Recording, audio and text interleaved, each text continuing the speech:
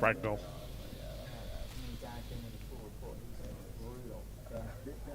Two minutes.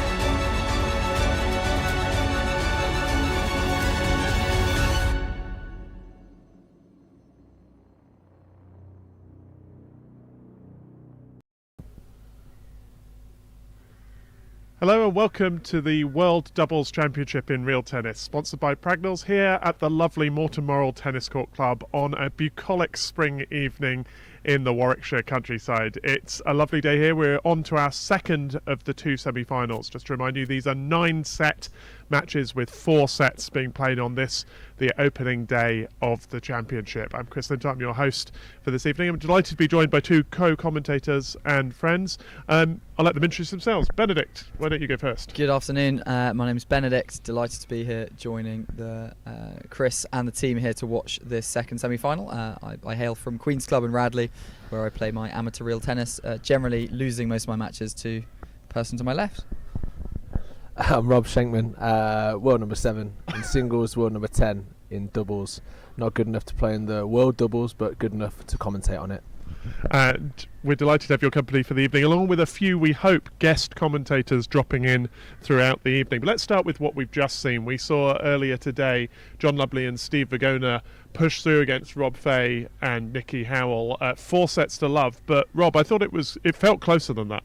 Yeah, it felt like that first set was a bit of a turning point. 4 games all, 30 all, couldn't really be closer. But ultimately, I think John and Steve, just the more solid pair, made fewer errors, and ultimately over the course of 2.5, 3 hours, that's carried them through 4-love. What do you make of it, Ben? What were the crucial tactics that gave us the result we got?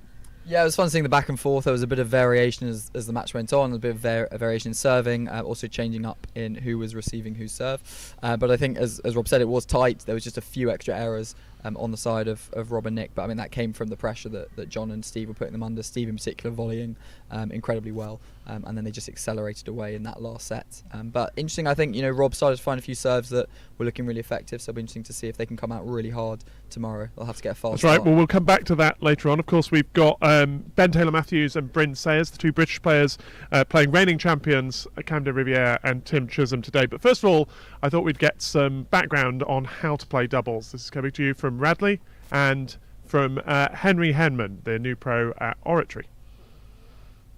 Welcome back to the Radley College Tennis Court for our series on skills and tactics for doubles play. I'm joined once again by the professional from the Oratory School, Henry Henman. Henry, what are we looking at today? So today we're going to be looking at the return of serve. So we'll look at 3 main components: volleying that return, forcing that return once the ball's got to that back wall, but also stepping back and just playing a sensible chip shot on this lower ball on the back wall. So starting with that cut volley, when are we looking to play this ball and where are we looking to play this ball? So on the cut volley, we're looking to play the ball when it's a little bit shorter on the roof, so not so close to this back wall. And that means we get a great angle towards that forehand corner, which is where we're going to aim. We aim there because the work we get on that ball, should it get to the back wall, will bite down and really force our opponents under quite a lot of pressure early on. What kind of doubles rally would that set up? So that would tend to then see the response along that main wall towards the timbre.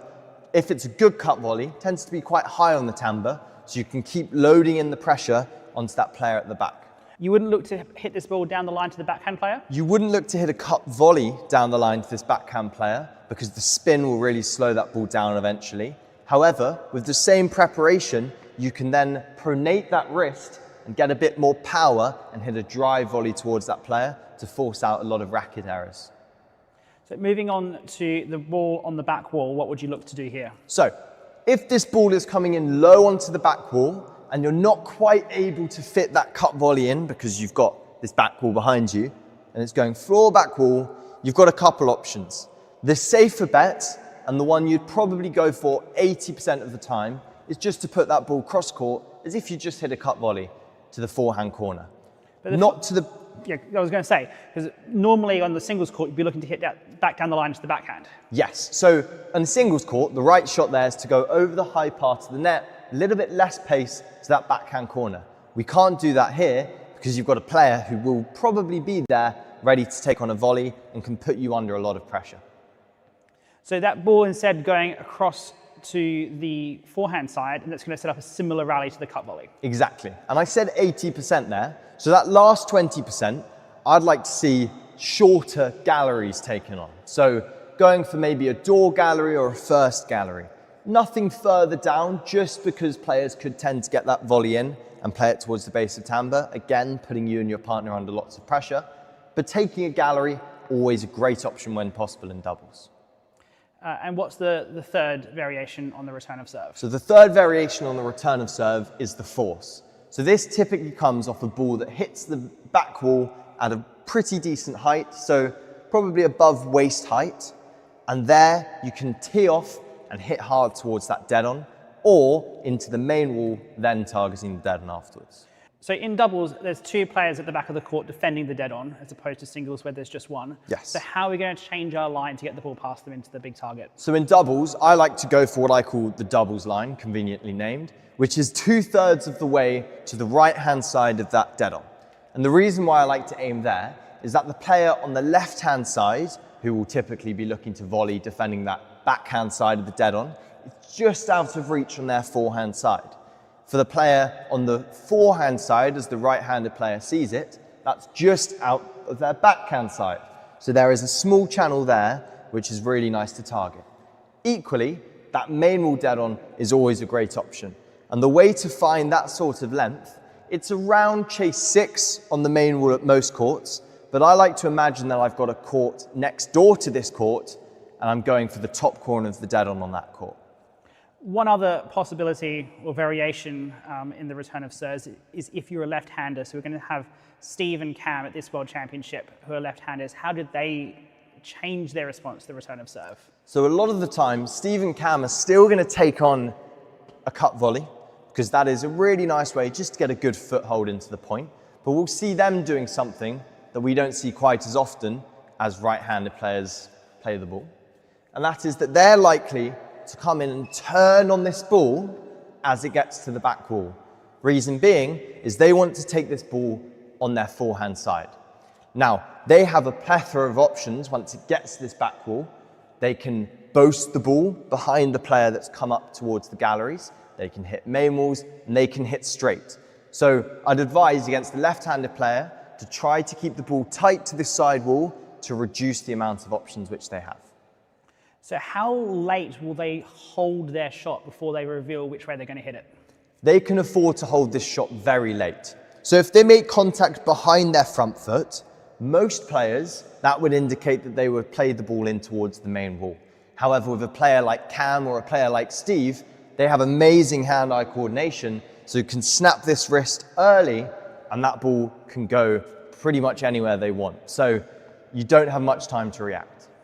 Well, that will give you something else to watch out for as you watch the World Doubles Championships. Plenty of good advice there on the return of serve in doubles. And Rob, that really made a difference, I think, in the match we watched earlier today. It was the fight to serve and to win points from that service end that made a big difference. For sure, with the great statistics we've now got on the stream, you can kind of see who's holding the service end more and the points won from the service end. Really interesting to follow how that developed over the match. And yeah, once John and Steve could maintain that service end, the points started to flow. Which serves seem to be effective on this court? Of course, one of the great things about this championship is none of the players have much familiarity. None of them have ever played a competitive match here since the floor was done. Most of them haven't played here at all. So, Benedict, what serves were working and what would you like to see more of later on? Yeah, they were all exploring through the match, obviously on a new court for them. I think Steve's short railroad, not really an option in singles because you can't get back to cover the forehand corner, but he was doing that really nicely, even hit a couple of aces there.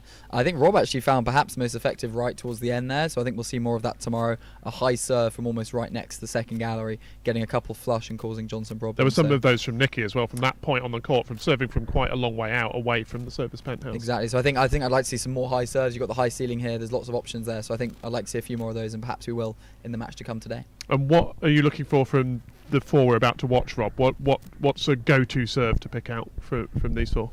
I think we saw how the balls behaved. I think a railroad was pretty effective on that penthouse. I think we saw a lot of players going to that early, especially when the players are finding their feet in the match. Yep. I'd be interested to see who serves that well. So let's hear more about the Morton Club and Court from new pro here. I just transferred up the road from Leamington, Chris Ailey. Do you want to introduce yourself and what your role is here? My name is Chris Ailey. I am the new senior professional here at Morton Moral Tennis Court Club.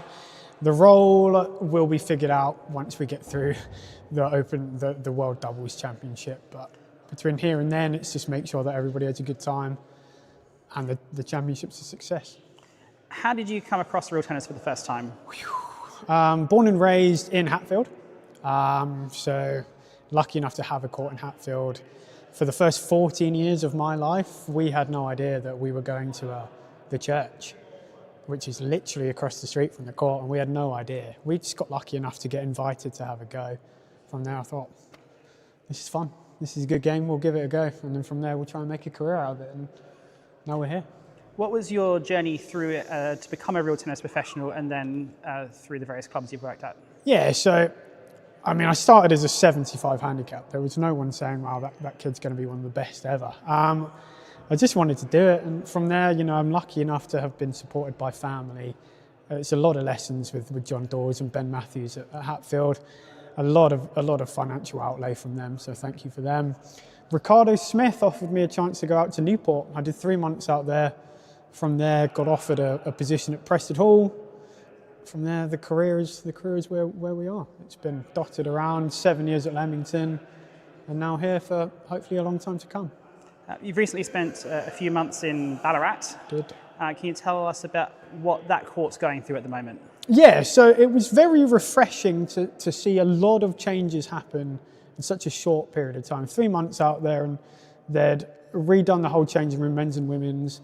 They'd redone the court, the plastic corrugation that they had there. They got rid of it. They replaced it. New washing machine, just everything new that we needed in that short period of time.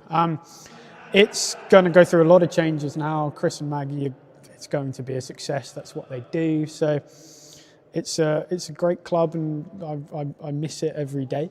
But having Scott there at the helm, there's no doubt that place is going to go from strength to strength and continue to host great tennis. So why have you chosen Morton as a place to come and continue your career? Well, best of both worlds, right? Once I'd ascertained or decided that I wasn't going to move to Australia, I'm 32, so I've built a life. I've got friends in the Leamington area, and I had decided that I needed a change from Leamington. Morton came up, and I think it allows me the best of both. I get to live and have my social life in Leamington, and I get to work at this gorgeous club. There are no downsides for me at all. What's it like walking into a club that's just about to hold a big event like this? Hectic. hectic. We've got, I mean, again, I started last Tuesday 2 weeks ago. I have people phoning and asking me about World Championship things that I'm like, I've only been here 11 days. You're gonna have to let me ask someone above. But it's all hands to the pump, all hands on deck. But I mean, we're going to make it a success, and people are going to experience world-class real tennis on a world-class real tennis court. I don't see the issue. Can you tell us a bit about the court? Because this isn't a court that most people will have seen top-level tennis be played on before. No, it's a Bickley court, so everything's going to be a little bit more aggressive than certainly the World Championship at Preston Hall, which is a modern court with all of the way that the game plays on a modern court. It's quick here. It's a quick court. It's going to stay a lot lower off that back wall than it would do at a Leamington, for instance. But you know, the top players they're going to adapt to it absolutely fine, and I think everyone's going to have a good time. I don't see anything in this court that thinks that's going to stand out as an issue for the players. What are you looking forward to most out of this week? Continuing to mark the amateur doubles. That's going to be good fun. Seeing the best guys play. This is my first World Championship experience. I've not been involved in any of the previous ones, so getting to see glimpses of the top guys, see how they kind of approach matches best I can, just see the club at full capacity and just people having a really good time and enjoying it. And of course, the tennis is going to be amazing, obviously. Have the members welcomed you in? Of course they have. The members are great. The chairman, or the outgoing chairman, Simon Hobson, great, very welcoming. The incoming chairman, Chris Margery, super nice guy. But you know, understandably, that everybody involved in the club is focusing purely on getting this World Doubles over the line. And you know, I've got to fit in and just say, how can I make that work? How can I help? And we'll figure out what the job really looks like post that.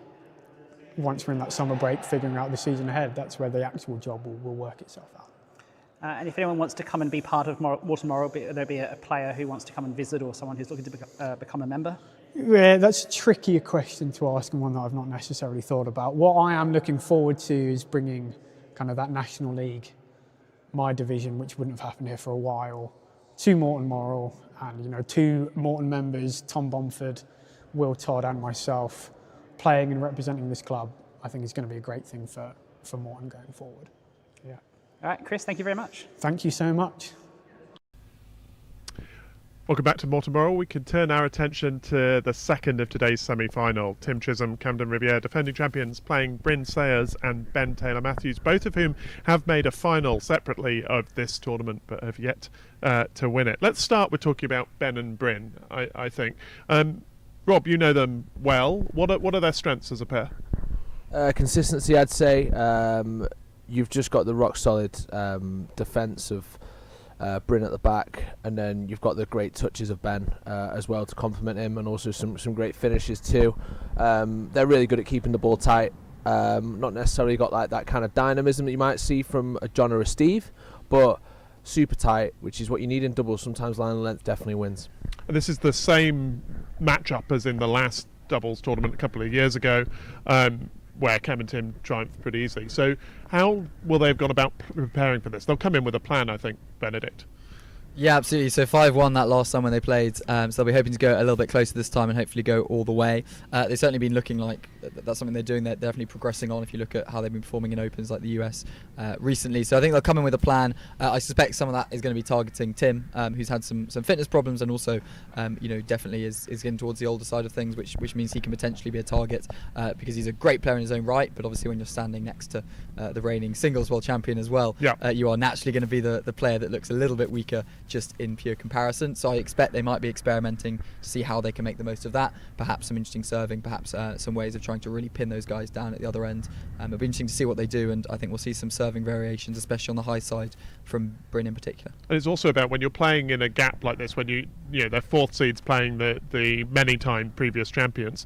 Rob, it's about going for your shots really, not getting sucked into playing the game your opponents want you to do. It's trying to take your chance and attack, presumably. Yeah, I think so. And also, they've had plenty of goes against this same pair in other different opens, and you're naturally going to pick up things which work and things that don't. And it's a long cycle. I mean, they first played them in 2022 and in 2024, and now here. So it's a long process, and you're going to improve as a pair. You're going to work on things, and I'm just interested to see what Ben and Bryn brings to the table today. Well, let's do exactly that. Our director Ben Gettenbeek caught up with them just earlier in the week during practice here at Mortimer. So let's hear now from the fourth seeds, Bryn and Ben. All right, Bryn, Ben, welcome back to Mortimer. How are you finding the court out there this week? Well, I've probably got a bit more knowledge of it than Bryn, thanks to my time at Leamington. So, yeah, I've played on it like a bit in the months leading up to me going to the US. So, just as I remember it, it's a Bickley course. It's lovely, quick, stays low, bounces where you think it's going to bounce. I really like it. Bryn's not played for a while though. Yeah, it's been 2009 was the last time I played, so different floor. Not that I can remember what their floor was like before they updated it. So, yeah, I like it. It's a true floor. It's quick. What's it going to mean for the contest, given that no one's really got a big home court advantage? I think it makes for an interesting spectacle, to be honest. Yeah, it'll be interesting to see. Like everybody's so good. So 2 hours on the court. I mean, how long did it take you to get used to it yesterday? 10 minutes. Yeah. Because there's nothing that quirky about it. So yeah, it's a bit of a leveler for everybody, but everyone's going to play it well. And, it's a good court for doubles, I think. I think it's a good court because you can serve anything on it, really. So there's lots of different options for people to change it up. Yeah, I think it's a great court. So the last two World Doubles have had the same configuration of matches, and you've drawn against Tim and Cam both of those times. What learnings have you taken away from those matches that you were hoping to apply this week? I think the fact that we've played them a lot is obviously like a good thing, and we've kind of figured a few things out. But I think if you take Tim and Cam aside, like like we're good mates, we go way back. So we kind of played and kind of like not like ego got in the way, but we just kind of did our tried to share the responsibility out a lot, and then we had like an hour and a half phone call like maybe 2 years ago or something, and just kind of said like, right, look, how do we actually get better? Like as a pair, what are we doing? So I think we've been trending like very positively since then. I mean, even though the score against them last time was like quite one-sided, the sets were close, and that was probably as close as we got to them. And obviously Chicago a few weeks ago, we had them on the ropes. So I think just as a pair generally, we've trended upwards, and we know where all of our strengths are, and we seem to place them a lot better than we used to, I think. Yeah. That Chicago result, you won the first set, lost the second to 6-5 and 6-5. On reflection, is there anything you would have done differently to try and turn those results around? Probably won the 5-all games.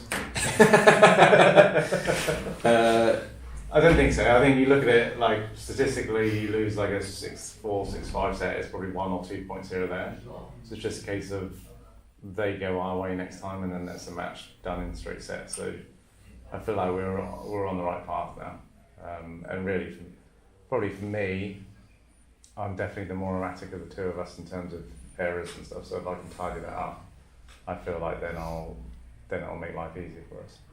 Yeah, I mean that's exactly what like Bryn said to me after the match, because I was we were in the galleries kind of doing a quick debrief, and I was close to fuming at that point, and Bryn was like, we're probably 2 points away from winning that 3-love, and I was like, yeah, when you put it like that. I'd also like to just extend an olive branch to my partner that he's allowed to be a bit more erratic when he's doing 99% of the hands a day. So like I don't mind the odd weird one. How do you find the setup working between the two of you? Because Bryn, you've got your double-handed technique, putting that onto the backhand side and leaving Ben to the forehand, or is there another way that you'd like to set up? I mean, I'd like to feel like we can, we're both pretty good at the game, so we can kind of do whatever needs to be done. But that was one of the things we kind of really figured out over the last few years, particularly in doubles. Everything's so much more aggressive now, and Bryn being able to kind of attack on that backhand side, attack more than I can. You know, a lot of left-handed, Steve being a world doubles champion for X number of years, then Camden, so there's probably always been a left-handed world champion in doubles. So it pays to have a blend of the two. So that was one of the things we really figured out. We were like, why am I doing 50% of the work down there, which is where we're operating a lot more defensively. So I probably hit the ball a bit harder than Bryn, not necessarily more accurately, but so we can kind of attack from both wings now. And I think that helps us a lot when we're down at the far end for shots. All right, Ben, Bryn, thank you very much and good luck this week. Thanks. Thanks, Ben. Ben Taylor-Matthews and Bryn says they're hoping that the Morton court here will be a great leveller, in Ben's words, and to reproduce some of the form they showed at the US Open. Benedict, you saw that match. What were the keys there that got them so close to competing with Tim and Cam? Yeah, I mean, I think it was that kind of sustained pressure. Both of them are really consistent players, but also they just clearly, as they said there, they've really looked at their game and said, how can we play better together as a pair? And it's kind of that communication, how they move around the court, what they're leaving to that guy playing at the galleries, and that's also one of the biggest areas, was just really locking down the service end at key points. You know, really covering those galleries, serving tight, getting lots of balls tight to that back wall. And trying to really pin Camden and Tim down, and with such great defence, make Cam just do that 5-10% more than he kind of wants to do. You know, he'd rather kind of play a bit hit more shots, game, do more on those shots, do more on it, which isn't his totally natural game, and therefore just get a few more errors, a few more points. And as they say, they were 1 or 2 away from a pretty epic win. Yeah, I know lots of people. Let's turn our attentions to Chisholm and Riviere. Number 1 seeds, defending champions Tim, 6-time champion Cam, 5-time champion in this tournament. Robert, lots of people I talked to were surprised to see them at, say, the US Open setting up with Cam further forward. That's an aggressive move from them, right? Cam's trying to end the points, or did that surprise you as well? I think Cam and Tim are constantly working on things. I think they're not one to rest on their laurels and think we're the best team in the world. We've got all these titles. I think they're constantly adapting, trying to maybe compensate for Tim having a few injuries, having a few operations. And so if they're changing things, I think that's probably a threat to everyone else in the game, because if they're going to come together and it's a new plan, I don't think people are going to be ready. So it's about cutting down the range of shots that Tim needs to execute, perhaps? I don't know. And I think honestly it's beyond any of us kind of on this panel what they do in doubles. They've kind of changed the game a lot, and let's see what they bring out tonight. All right, well, let's try a different tack of a question. Benedict, what makes them so good? They win the 5-all games. They got great hands. I mean, both of them clearly unbelievable, talented hitters of the ball.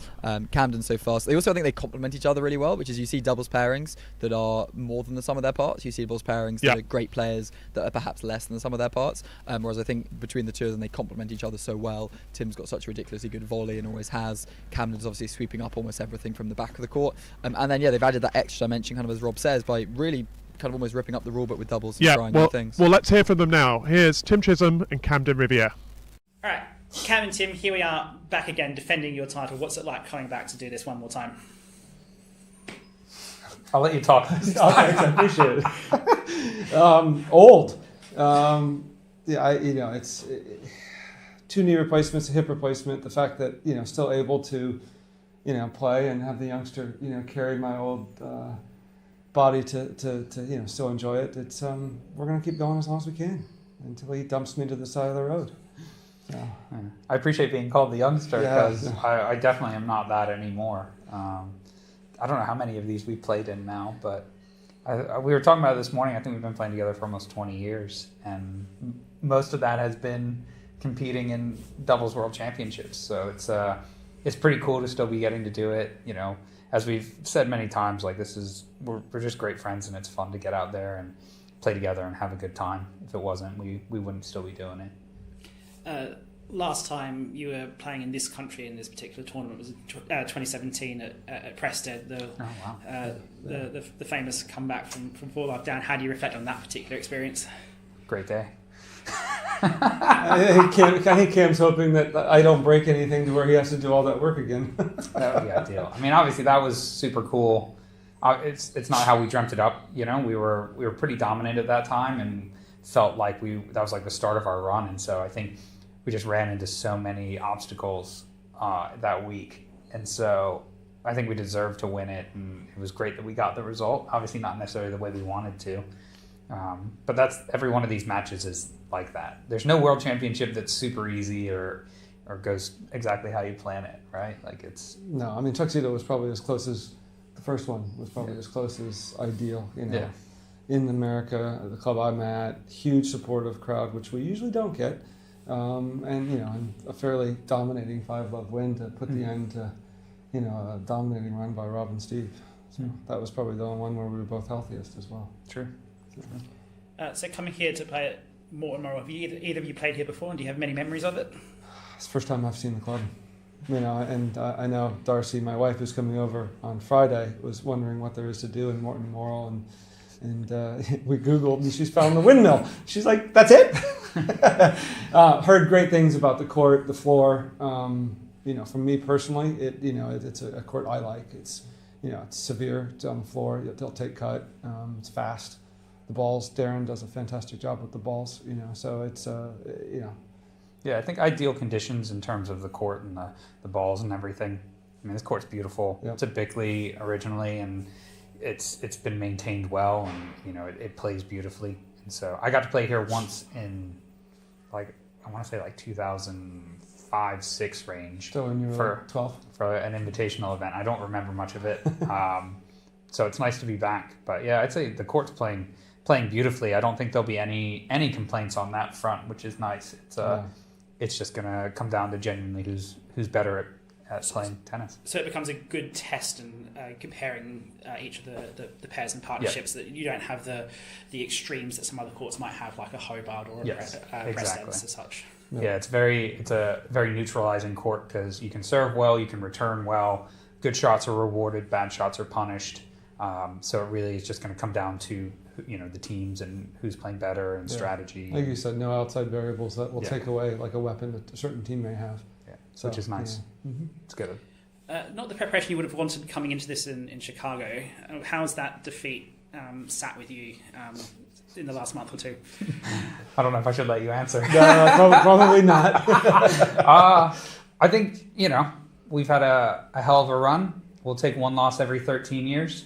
That's a pretty good ratio, so we're fine with that. To be honest, between the two of us and our injuries, we haven't played much doubles or tournaments in general. We realized before that US Open, the last time we played together was the previous US Open. So we hadn't had a lot of doubles practice, and I was obviously very focused on getting healthy for the singles. So obviously you never want to lose, but for us I think it was a great way to kind of play ourselves back into some form and figure out some things that we needed to get right for this week. And yet again, I'll take one every 13 years. That's fine. So in the last two editions before this, since the change to having just the 4 pairs as opposed to an 8, it's been the same configuration, same setup. You're playing Ben and Bryn again for the third straight time. How do you anticipate that match might go? It's gonna be tough. They played very well at the US Open. That was the best as a team that I'd seen them play, and I think what's been nice for them is that they've kind of played together enough now. It's been enough years where they've really developed as a team rather than two great singles players coming together. And so I think what I'm seeing from them is the most kind of continuity as a team, which at the end of the day, that's what makes the best teams. It's not just who's great individually. And so I think they're playing the best I've seen them play as a team, especially with Bryn kind of back training and on tour more. And Ben enjoying himself out there with him. So I think, it'll be a great match. We're going to have to play well. It's a world championship. That's, you don't get to just come in and play average court tennis and do well. So, how is your style still evolving? Are you still learning and trying out new things? Or is it all pretty set at this point? I think every match, every tournament's a little different for us for a variety of different reasons. Health reasons, who's seeing the ball well. We've historically moved around more than most folks. I think we got stuck a little bit in Chicago playing a little too much conventional tennis because I was bad. I was very bad, and I put a lot of pressure on Cam to try and do things in a conventional, and that doesn't work really well for us. So Hopefully I will not be quite so bad this week. Because again, I think if you historically look at what we've done well, we move well as a team and we take away what opponents like to do, and we put a lot of pressure on them from the start, from both ends. So that's yet again, over 20 years we've been playing together. We've kind of ebbed and flowed, right? From me being kind of more of an up and comer and Tim kind of really being prime and firing in singles, and to leveling out, and then now we're both getting a bit older, and so the game plan, the way we play, the way we strike the ball, everything's always changing. So we have our core values and our core as a team, but we're always kind of changing things up a little bit.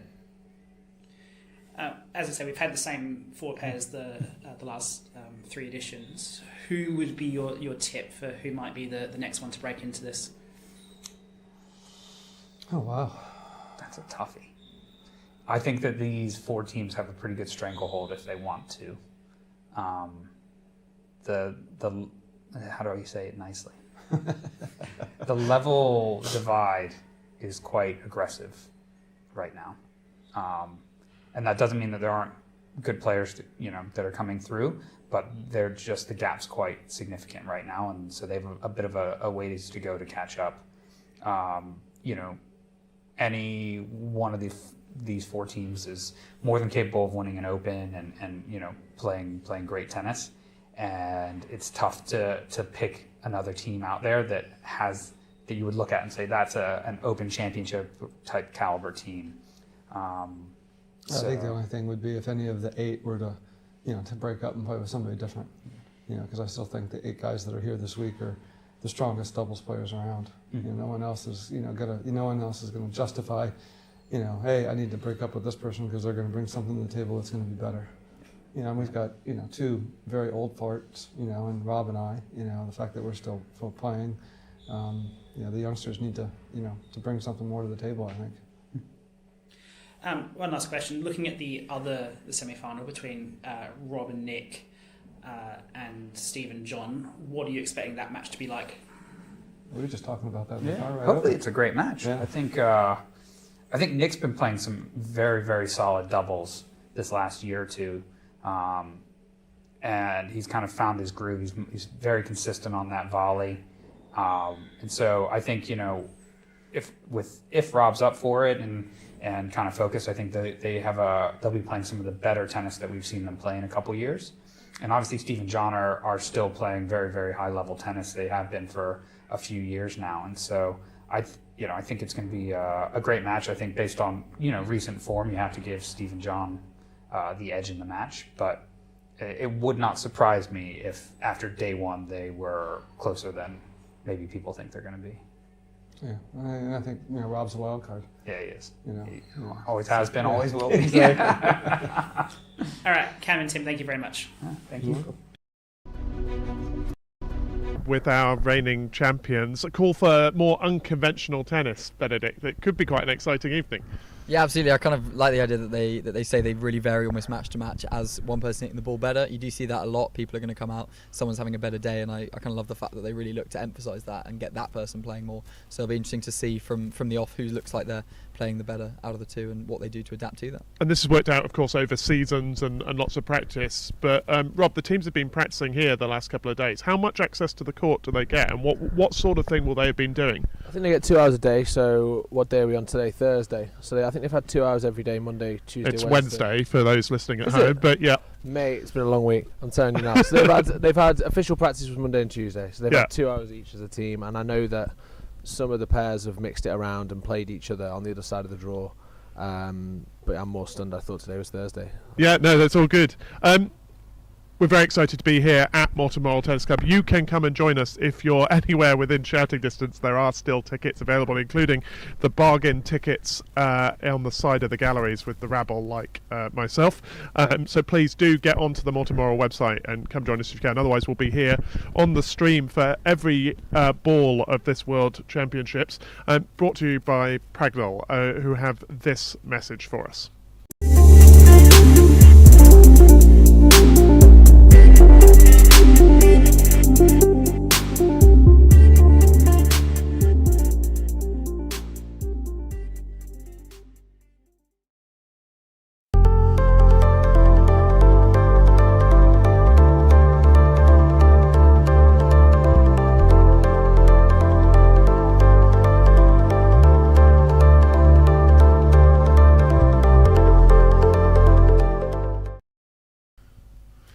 sponsorship like that is hugely important to the tennis world, so we're hugely appreciative of them and everyone else who's made this championship happen. So coming up to the second semi-final, let's go to our predictions. I think I'm going to start with Rob. We've got 4 sets today of a 9-set match. What's the score going to be at the end of the day? I'm going to go big. I reckon 2 sets all. I think I'm going to back the UK boys, Ben and Bryn. I think they've lost kind of heavily against Cam and Tim the last 2 times in the World Champs. I'm backing them to nick a few sets today. 2 all. 2 all. Benedict? Okay, first set, Ben and Bryn, and then 3 in a row from the defending champs. Interesting.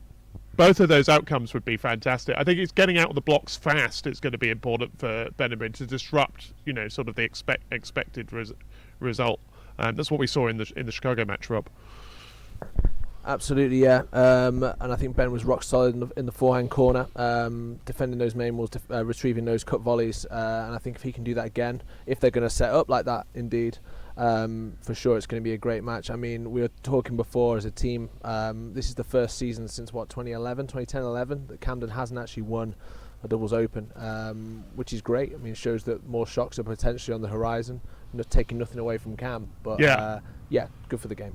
Yeah, and also I think there's a good crowd in this evening. They've been at the bar, and of course with Ben Taylor Matthews having been pro down the road at Leamington, there'll be some local support for him as well. Playing in front of a crowd does make a difference, right, Benedict? It definitely does. We've just seen a bunch of the British pros turn up. They're all set. They're going to be in loud, cheerful voice this evening. It absolutely makes a difference. I think, especially once that first dead on, that first winning gallery flies in, and the crowd gets fired up. It can really help, especially if you're, on a surge. You've got the momentum with you. At the same time, it can be frustrating if there's a bit of a bias in the crowd. If you've got home support against you, that can be tough to deal with. It's kind of a sign of how the top players deal with it often when they're playing against it. So we'll see what the crowd's like tonight. And it's such a game of momentum as well, as we watch the players come onto the court now to get ready. Rob, is there anything you could do in a big match like this? You're playing 4 sets. Can you control the momentum? Do you roll with it? How do the top players approach that? For those of us at when you're playing amateur tennis, club tennis, you so often feel the world's turned against you, and there's not much you can do. I think the key thing is having a plan, and these guys have played so much tennis. They've prepared so thoroughly. Everything's kind of to a plan.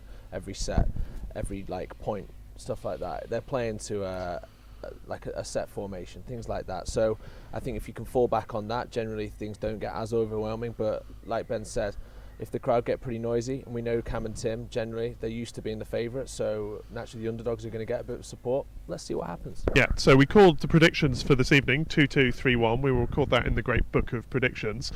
Rob, do you want to call the rest of the match? Do you think Bryn and Ben go on and get there? No, I think I'm going to back Cam and Tim overall. I think they're champions for a reason, and I struggle to bet against them, to be fair. I think it'll be 2 all and then 5-2 if we have to do a full scoreline. You're back in the day. I have to say, we did in our commentators group chat get a brilliant voice note from you, Rob, earlier in the week with a stat that you'd suddenly recovered from the depths of your brain about Cam's form and performance this year. Do you want to... I'll let you do your... Yeah, your like stuff. I said before, this is the first season since 2010-11 that Camden's not won a doubles open, which is insane, right? We're talking 15 years. That's every single season winning an open. And, what a record that is. As he said on the interview, I think he'd take that, 1 loss in 13 years or something.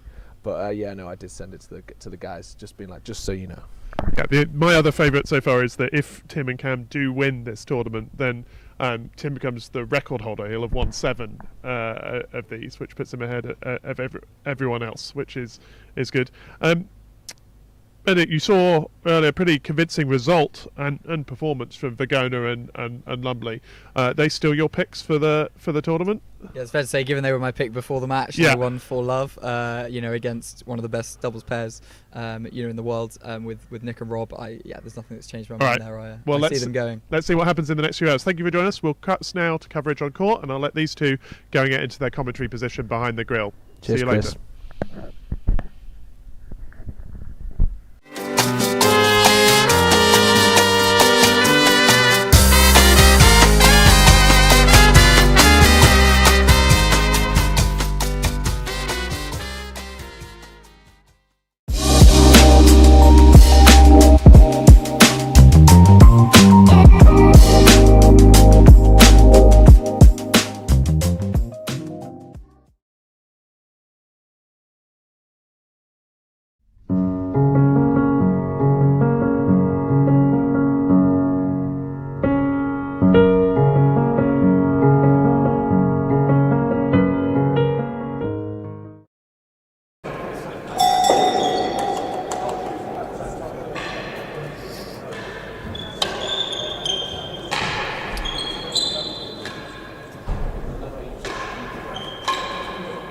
So we've got our warm-ups underway for the second semi-final. Ben Taylor Matthews and Bryn Sayers, the fourth seeds, at the service end, and at the receivers end, the defending champions Tim Chisholm and Camden Riviere, on this beautiful Mortimerol court.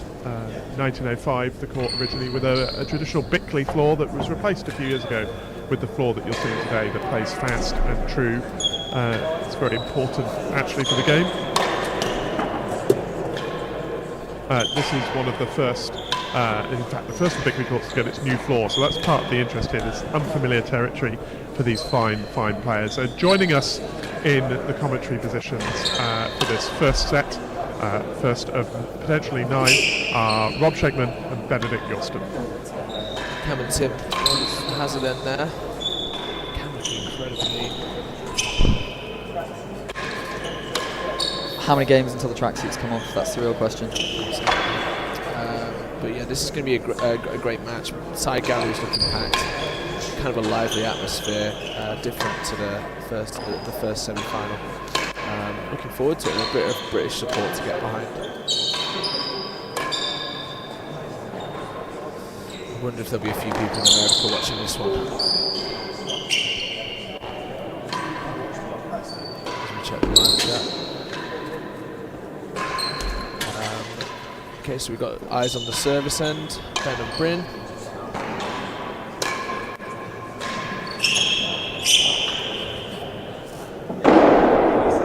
Mr. Mackenzie hiding here. Is he referee or commentating for this match? Oh, he's the referee. So yeah, we saw a pretty lengthy warm-up in the first semi-final, so I don't think the players are anywhere near ready yet. Ben is going to play at the back in this one.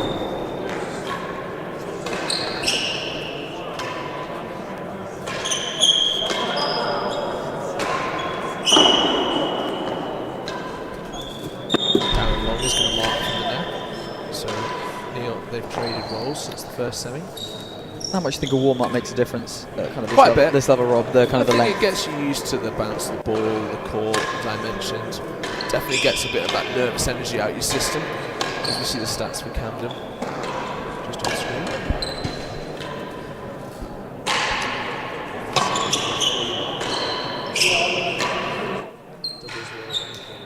Is 8. Long-term partner for Ben. Playing style right-handed with that inverted backhand grip, so plays double-handed backhand, which is a bit of a difference to most of the top right-handers in the world, but does it the opposite way around. There we go. So he's reached one World Championship final. He's won the British, and that is it. That is actually his only doubles open, which is kind of scary for a player who's been at the top of the game for an awfully long time. But won the pro doubles in 2018. Ben Taylor Matthews.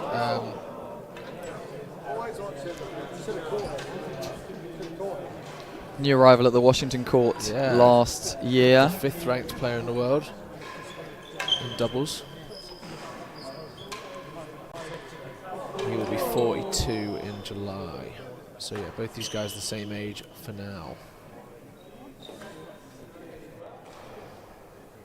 Ben's reached one World Doubles final, won the French twice, won the US in 2010 with Mr. Virgona, and a 3-time Aussie Open finalist, and reached the British Open final with Bryn in 2021.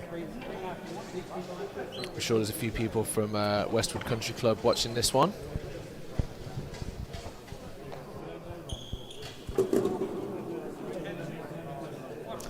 Here we see that much discussed match from the US Open earlier this year with those two 5-6s, 5-6 in the second and third set. So such small margins in the match-up against the very pair that are across the net from them today. Yeah, there we go.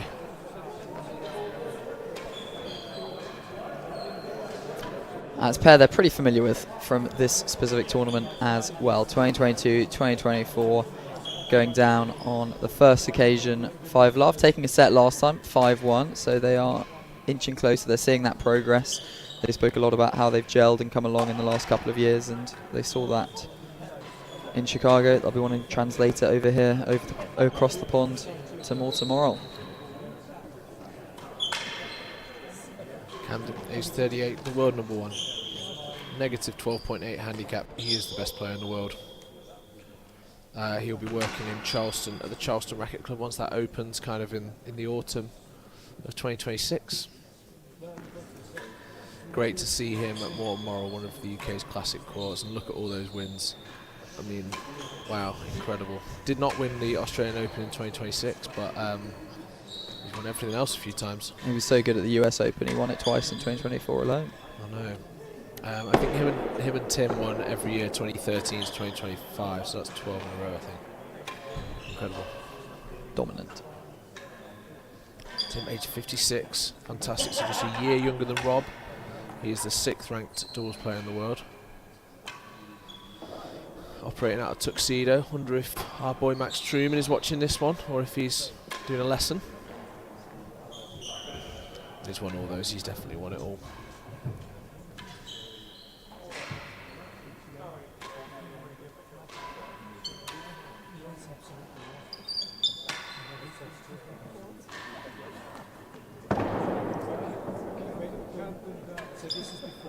Bjorn Borg 9, hello from Newport. I don't know who that is. Probably not Bjorn Borg. Great to hear from you. So yeah, players nearly ready, I suspect. Here for both matches, watching sneakily whilst working, as you should be. As you should. Let us know where you're watching from around the world. Let us know who you're cheering for. Is it the Yanks? Is it the Brits? Who's going to come out on top of this one? It's a 3-0 head-to-head with that 2 World Championship semi-finals and then the US Open semi-final from earlier this year. So all in recent years for 4 players that have all been around the game for a long time. These exact matchups they've only had in the last few years. Here you can see the world rankings. Tim just sneaking ahead of fellow old-timer Rob Fahey. Bryn up 2 spots to 8th as well. So 4 of the very best doubles players in the world here. And nice of Ben just to extend the list down to 10, so Mr. Schenkman gets a shout out in there as well. Yeah, exactly. Extend it down to 55 and you might be in there too. But not today, not today. Either way, players nearly ready. Darren Longnit just collecting up the balls in his World Doubles hoodie.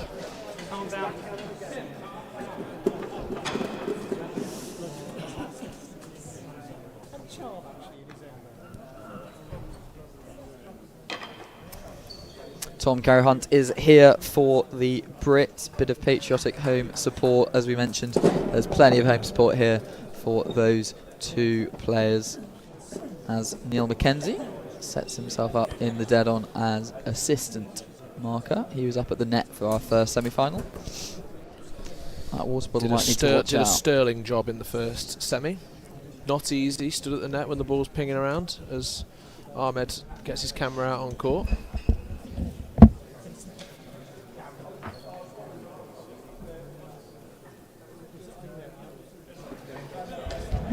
Hello, Nigel. Commentary and streaming are both excellent. Nigel obviously wanting something. Wanting a shout out. Darren Long for a bit of a close up. Mortimer stash available on request.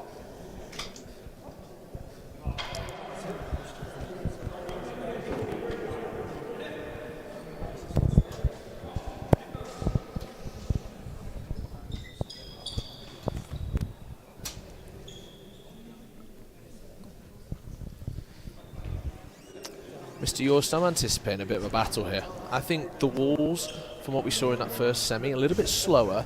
I don't think it's quite as fast as other courts necessarily. I don't think it's that easy to thump main walls past people. I don't think it's that easy to hit cut volleys past people. I think we're in for a long one. Yeah, I think I agree. I think you get a bit more joy with some of the short balls, some of the boasts. We saw a little bit of a change of tactics at points during that first semi to try and take advantage of that, and that does seem to play into Ben and Bryn's hands a bit. They're definitely the most probably kind of solid floor players, ralliers amongst the 8 players. So it'll be interesting to see how that style of play can come into its own here at Moreton. Interesting to see what serves get used as well. We saw a really wide variety earlier. John especially mixing it up when he was serving to Nikki in the latter stages. Rob starting to bring out a few higher serves. So interesting to see what approaches we get on that front. The players are limbered up. A lot of boys watching this one back home, back in the Brit. Zach Edel out of Bristol. Molly Smith in their living room. You can see Rachel Hollington from Leamington in the side galleries. Catherine Carney, one of the top women's players in the world, in last gallery there, we can see.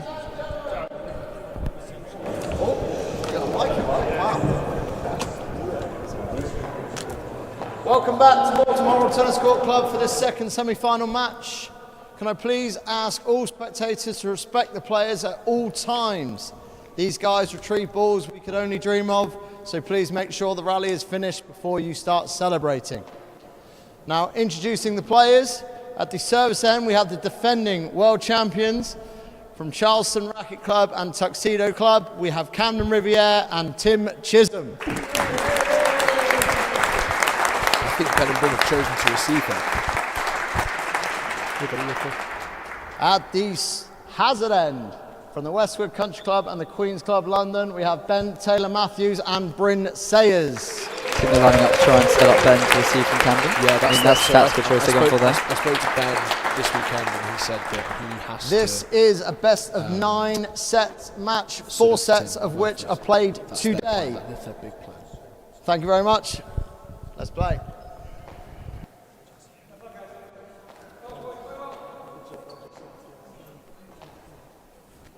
Okay, second semi-final.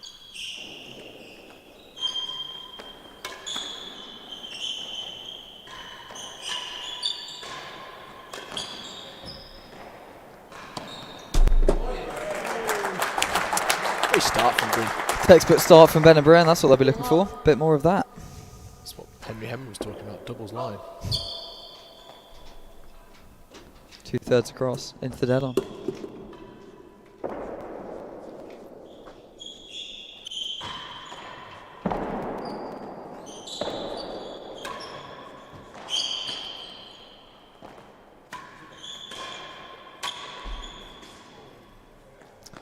The sort of rotation that we see there from Tim and Cam, just kind of shuffling in to get Cam onto the forehand off the penthouse. I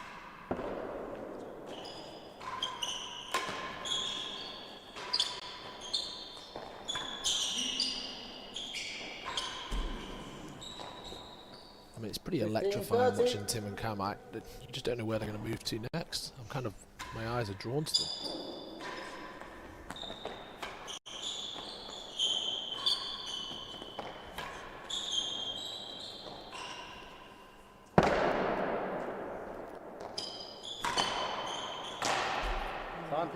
And clearly the product of the hours now is an hours of court, time on court together, is the fact that they do it almost looks telepathically, kind of moving in one motion. I think their rule is, right, I could be wrong, so it's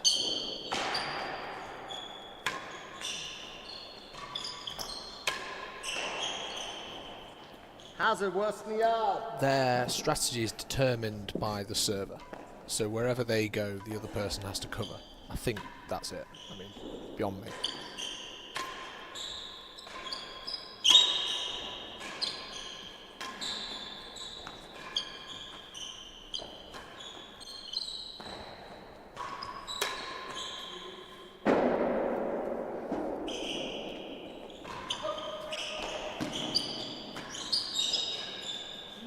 Oh.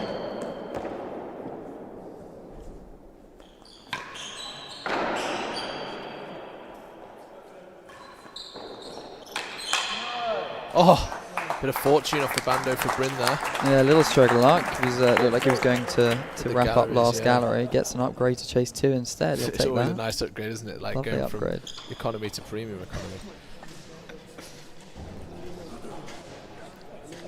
Anyway, some nice points actually. Some nice controlled tennis. A bit different to the last match. If it's a little bit less hectic with the pace, you probably got none of these 4 players probably hitting quite the same pace off a dead ball as say Nick, which injects a bit of extra pace into all the rallies. Agreed. And indeed Stevie off the volley, right? Absolutely. I mean, Camden can thump a volley, but I think he chooses kind of as and when to do that. About as an extreme range of chases we can get here. Hazard worse than a yard, and then chase 2.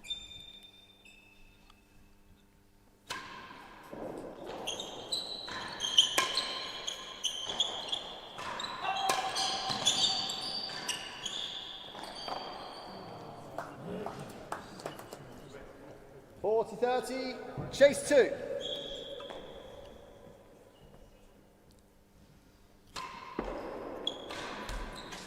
Ooh. Juice. Nice serve from Ben. Chase 2 obviously very tough to beat in doubles.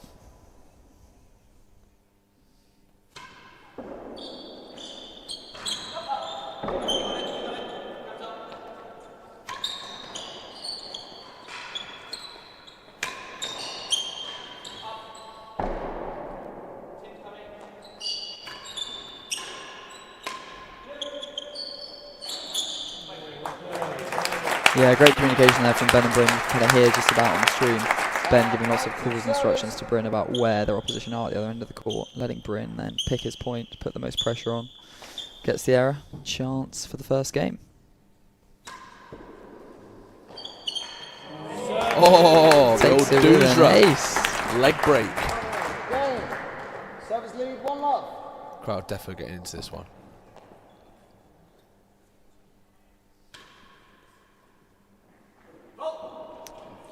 Bryn was teaching me that one on Thursday. So I think, yeah, Bryn is just the better server, so he's got to be the one to contain Cam.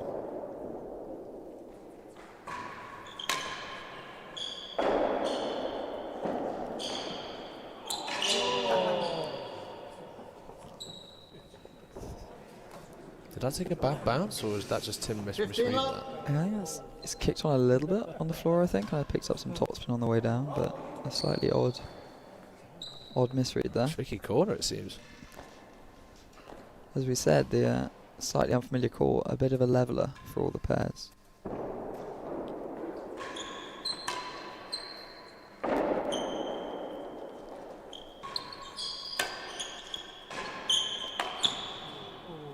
I quite like how Cam and Tim, when it's on the roof, whoever's side it is, they're switching.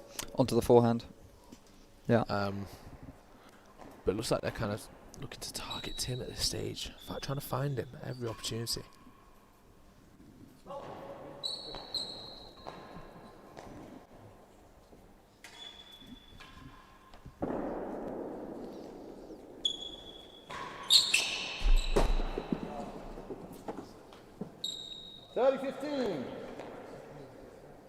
Great shot from Camden. Crowd not loving that one somehow. Tough crowd.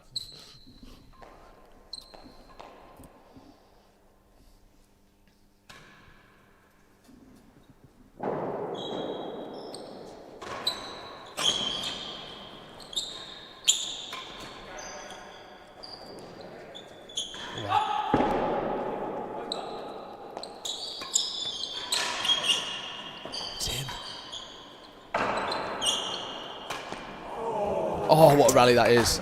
Chances for both teams. Great chance. Really a great serve from Bryn. Set it up. Camden It was pretty a well to smart get shot it back. from Bryn, wasn't it, going under the winning gallery there? But Tim, what a retrieval.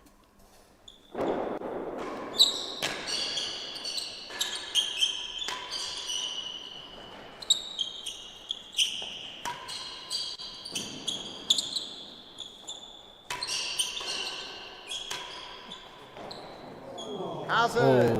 Worst from the second gallery. Score is 40-15. Hard luck from Ben. Talked about a couple of points making a difference. That's two that have nearly snuck into winning gallery. Just gone the other way. What a bit of grip there off the back wall. That has genuinely gone at a right angle. What a serve that is as well from Bryn. Tim knowing where to stand, getting out of the way. I mean, you see the positioning there. Tim's covering the grill. Camden's covering the timbre in front of him. Rotate round. Camden hits the forehand. Great hands from Tim to dig it out winning gallery. 40-15. Whole different game, Service really. lead. Hazard worse than the second gallery.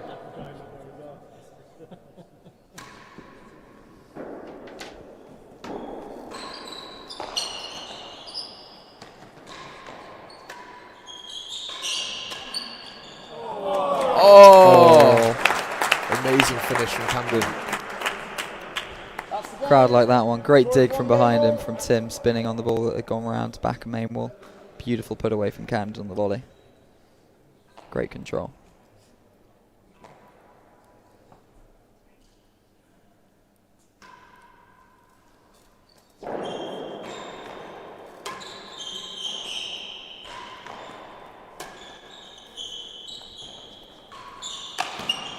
Ooh. 15 love.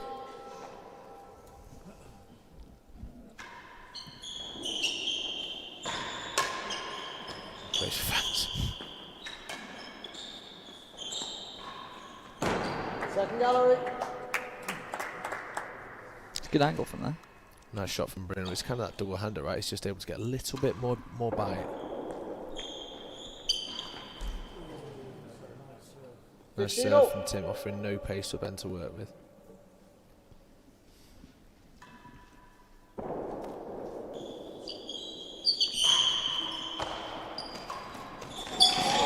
Oh yeah. Great finish. That's the kind of clinical finish which might have been missing in the first match if we're being super critical. Like, he's got half chance there, banged into the wing gallery.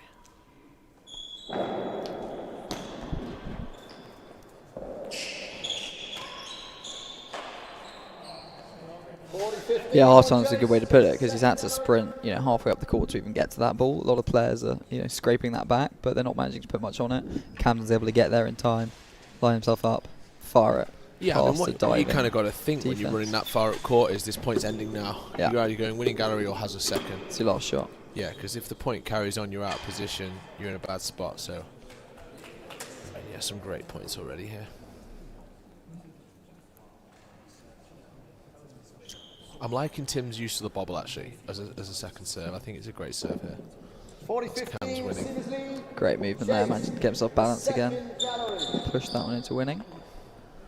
Chance for a 2-1 lead for the receivers.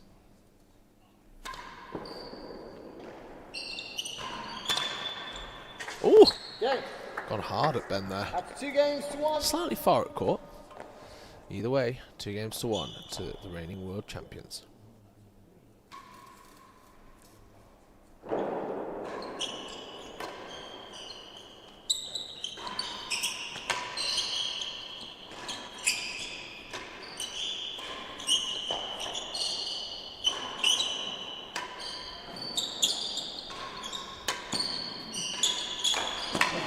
Oh, vintage Chisholm. Brilliant volley just up at the timbre.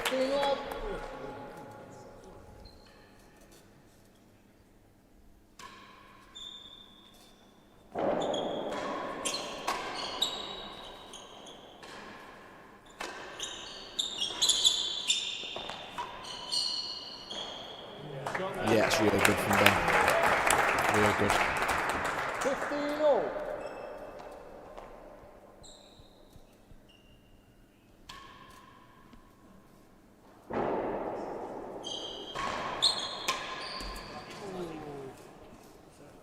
So tough when Camden turns like that.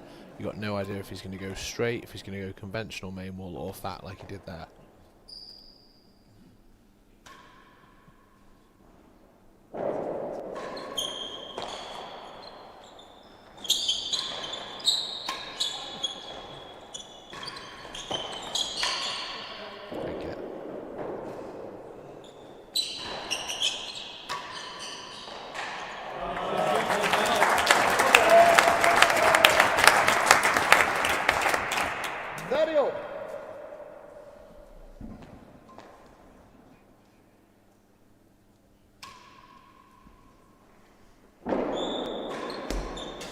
Please. Great serve. It's a lot more tactical, isn't it? Absolutely, yeah. Everyone moving their pawns into position on the chessboard.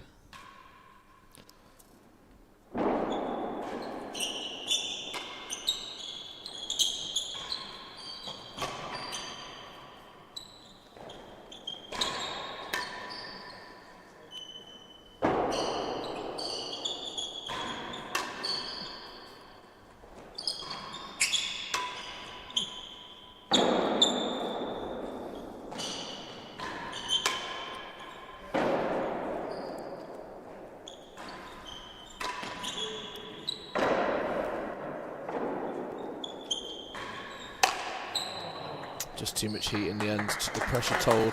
Yeah, Ben making great use of the high ceiling there with a lot of dead on defence, but one force too many coming at him.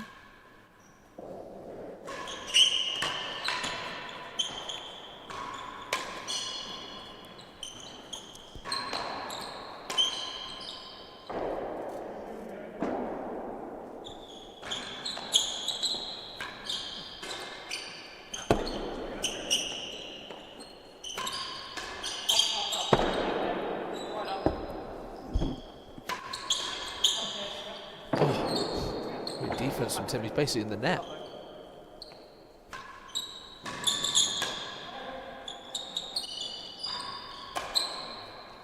What a rally. It's an amazing point of real tennis. What can you go for there? I mean, when your opponent's standing right up at the net, cutting off all the angles and not missing a ball fired at him. I would say lob, but then I think Camden's got that covered too.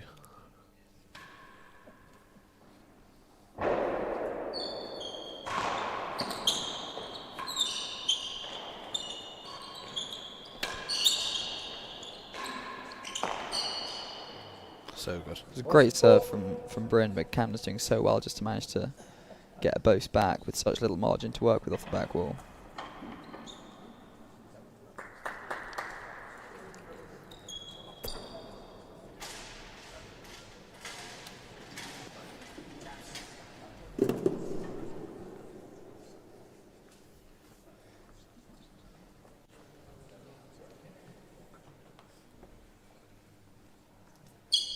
Score is deuce. Chase, the second gallery.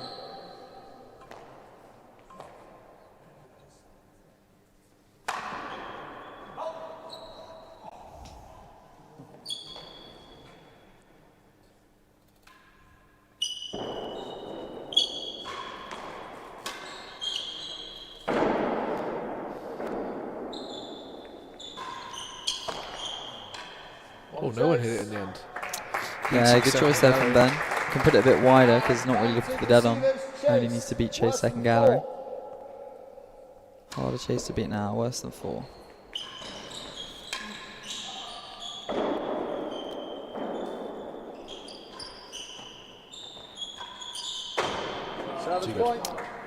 Yeah, just too much of an angle there from the forehand corner. Tim's not going to miss the hazards.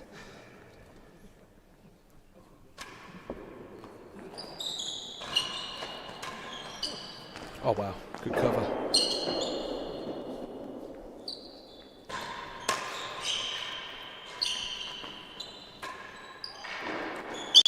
Oh.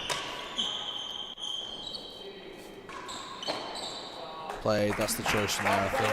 Has Camden missed a volley yet? They've been thumping at him, he just hasn't missed at all.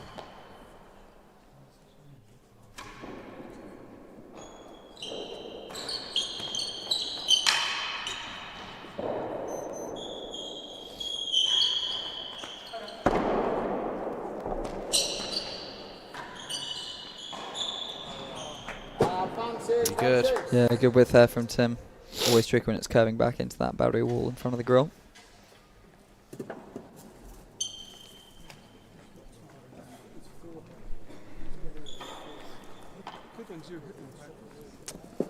So yeah, some good rallies here. I mean, it's been very long, kind of 2-1 at this stage. And obviously got 4 sets to play tonight. Could be a very long one. Advantage receivers. Chase, the last gallery. LG, this for a 3-1 lead.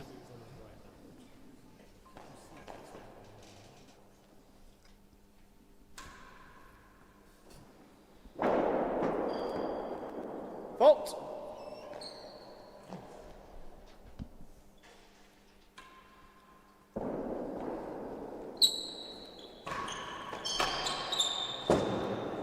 Oh, wrong gallery. Okay. That's 3 games to 1. It's unlucky. Could have just drifted half a metre to the right. So here's the fastest start by the number 1 seeds. Close games all round. Someone in the dead on just said, come on, one.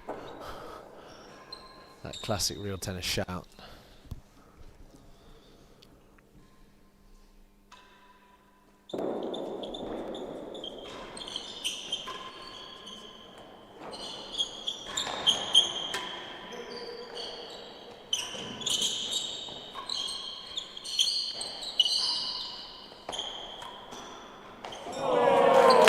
That's the one you're looking for. Lovely finish by Ben, slides it into the gallery. 15 up.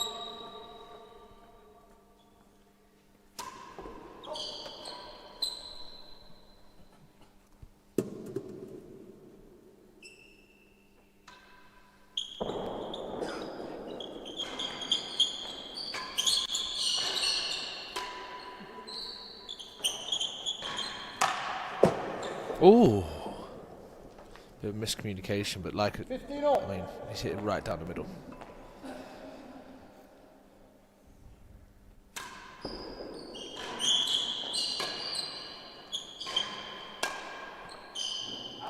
Ooh, just slipped out. 30-15. Cam and Tim looking comfortable.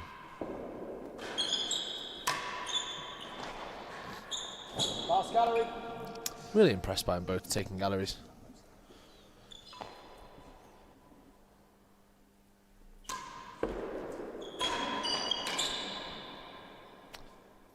Out of court. Yeah, there's been a few extra galleries early on compared to the other matches. Is that partly because the players defending but further back, do you think? Or is it more just that they're targeting them? I think a little bit of both, actually. I think it's been interesting to see Ben and Bryn largely playing from the back of the court and kind of giving up those galleries, recognising that perhaps Cam and Tim's strength is hitting the dead on, hitting those deep cut shots. So not wanting to kind of get out of position in that respect. But, I mean, also maybe all these players kind of, I don't know, they're just showing good composure, recognising that the service end's key. I mean, 40-15, yeah, service lead. we'll have to ask them after. Chase the last gallery.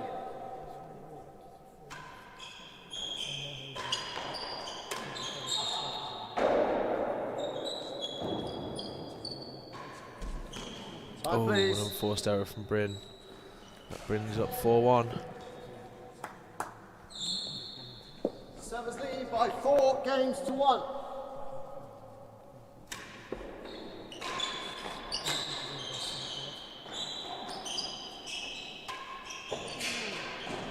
Oh, another lip.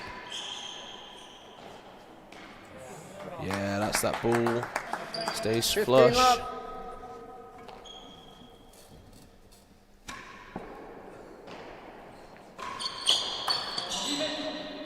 Yeah, that's Camden's ball, I think. 15 all. You can hear Tim say, leave it.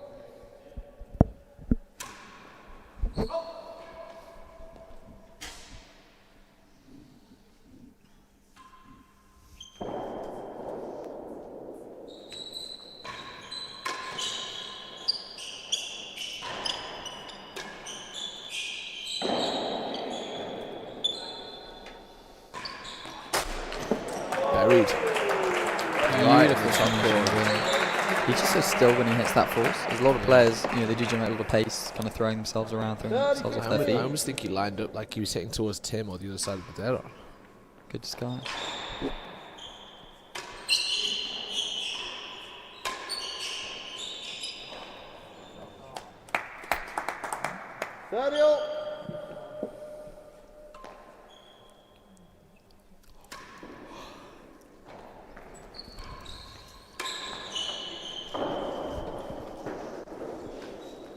All 4-1.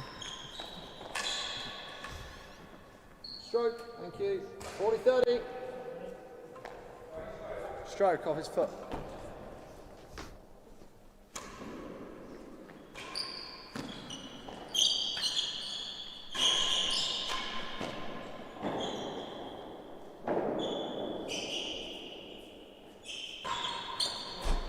Buried. What a shot from Ben. Well held as well. Interesting, Camden stepping out in front of Tim, who would have had a forehand volley there, opting to hit that backhand.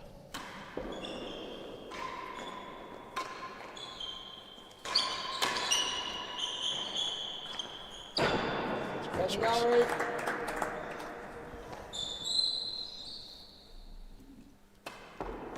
This is, of course, the crucial 7th.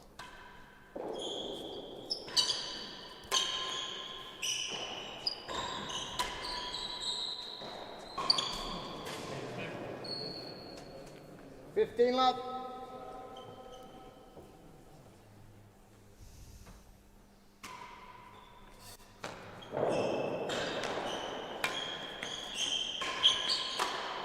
Oh! Caught out there by Bryn's double-hander. Even Stevens then in this 7th.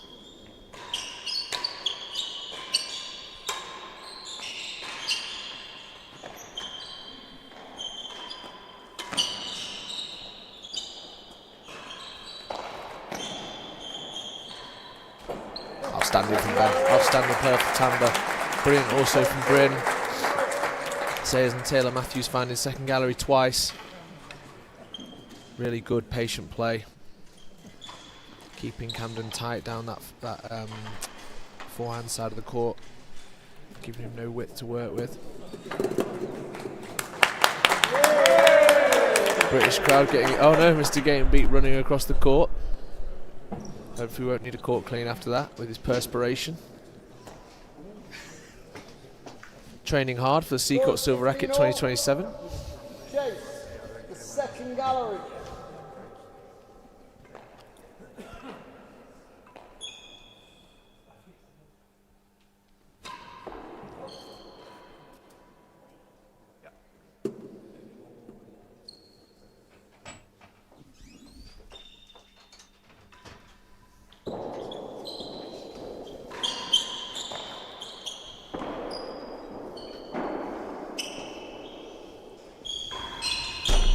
Oh wow. Deceptive. Great line there from Nick, from Tim rather. Right between Ben and Bryn. Both just a racket's reach away.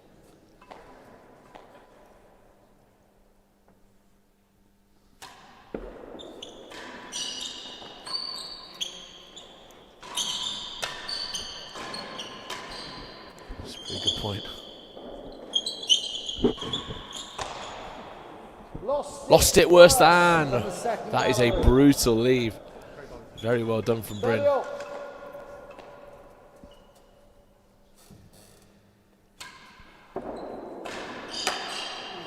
that's pretty good from Tim. Once he starts slapping that return serve.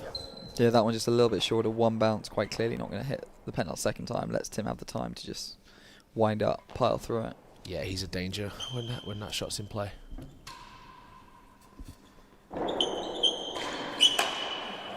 Just too quick. I think just that deception. 5 games to 2. And wow, just like that from 15 all, from 30 all even.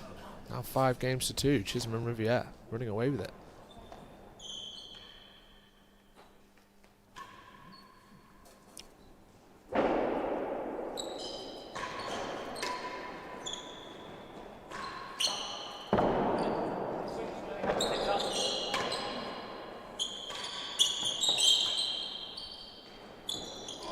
Oh, it's inside grill. 15 love.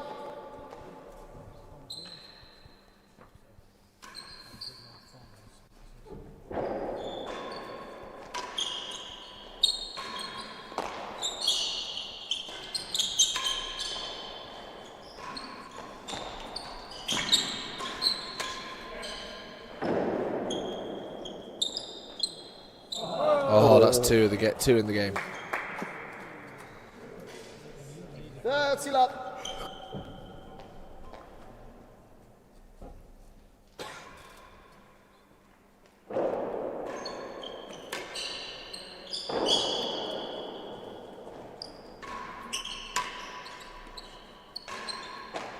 Last gallery. Nice to call that one to last gallery. Another one just dropping. Not quite into the grill that time, onto the wall. Cam doing pretty well to dig it out.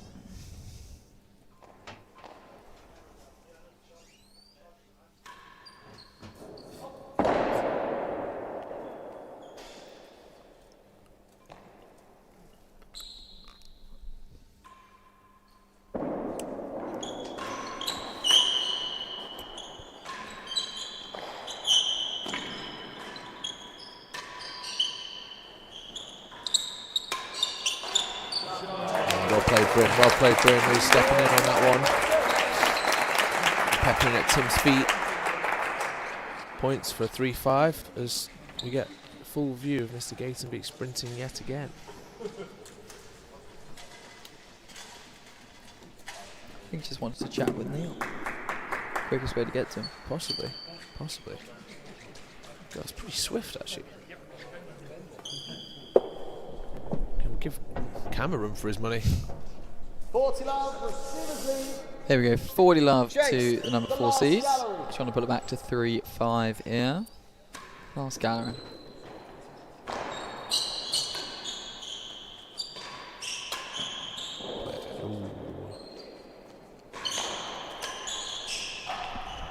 Not sure that was the shot for Bryn.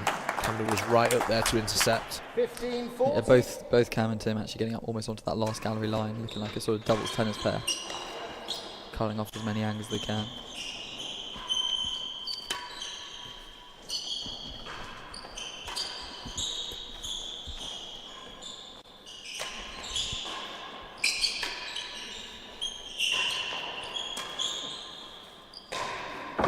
Oh, it's out. Tim holding up his end well there. Yeah. 3 shots. Camden intercepting 1. I just wonder how many Ben and Bryn can make him play. They're going to have to wear him down over the course of these 4 sets. Canny leave. Really canny leave from Tim. Brilliant, in fact. Leaving it for Camden on his backhand. Yeah, I thought he loved to juice in a flash. And suddenly the number 1 seed's just 2 points from the first set.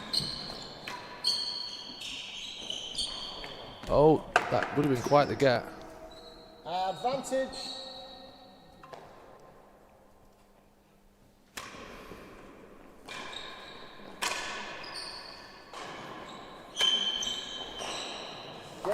That's the set. That is the first set to Just the number like 1 seeds. A dominant performance. And And I think I'm off. I will hand over, impeccable timing, to Mr. Robert Fahey.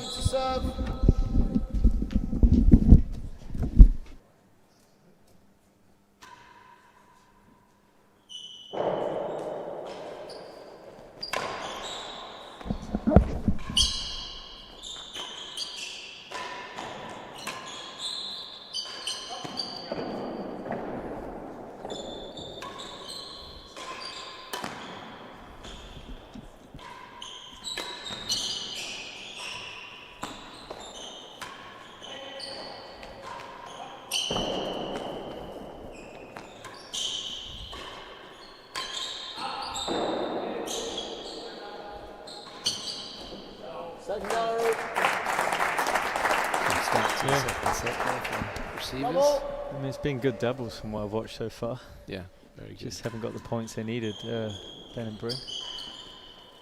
Very solid from the World Champs. Yeah, it's the start they wanted.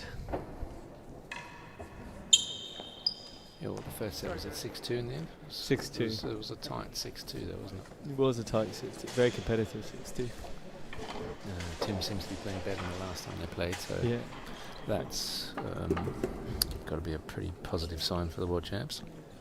100%, and first time in a long time that they've come to a tournament where they haven't won the last tournament together. Yeah. But they had a great match in the US Open. Bryn and Ben really pushed them in the semi-final, losing in 4, but were 1 set to love up and up in the second set. Weren't able to close out.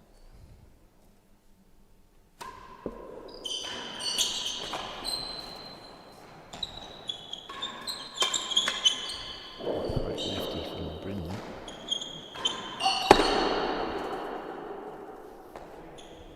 Lost it. Better than the door. Yeah, they want to, obviously, but start well. Bryn and Ben in this second set. Put the pressure back on the world champs. Yeah, they're definitely in it, you know. Bit early to call it. Oh, low spinning railroads into that piece of disturbed wall down there.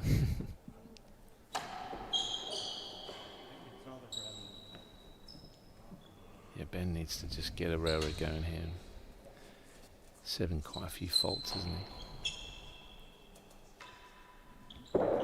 Tim is not the best person to be serving bobbles to. No. An unbelievable return serve.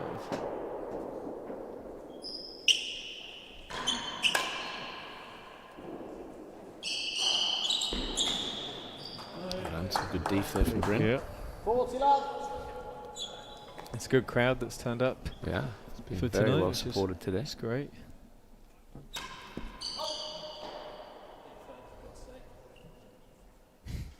Ben frustrated, you can hear him not getting that first serve in, that railroad.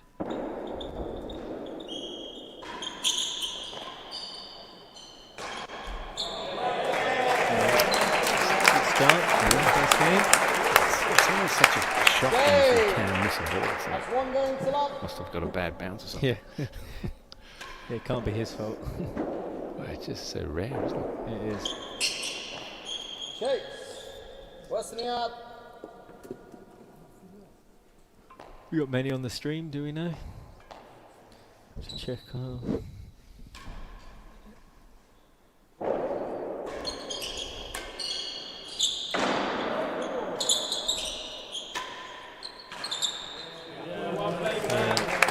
Open to advice on what we need to do to change tomorrow. Exactly. Yeah. Oh. Interesting that Bryn is going high to Cam.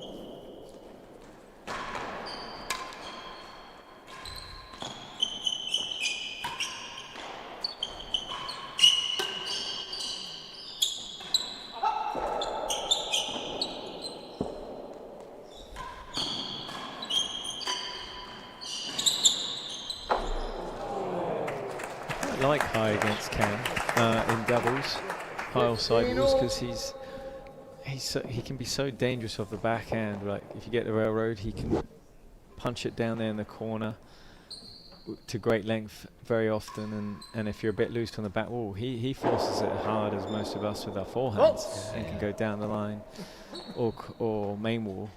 A bit spinnier off the high one. Yeah, and I think they're happy to sit and wait for it in doubles because he's got to get past two of them, not one.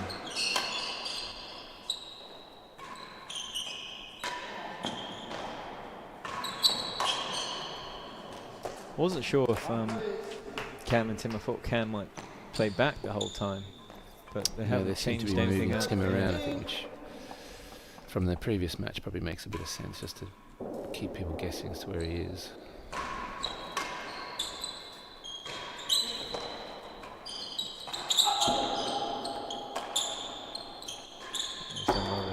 First gallery.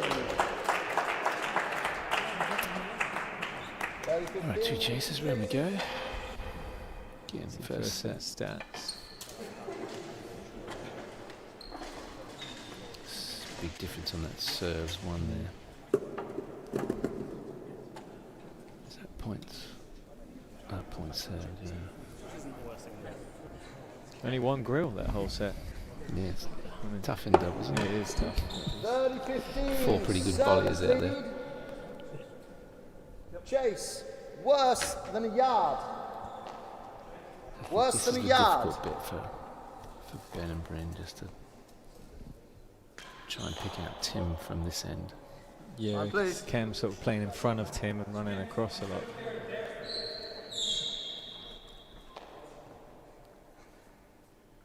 On top of that, you know, he's such a good volleyer. Like,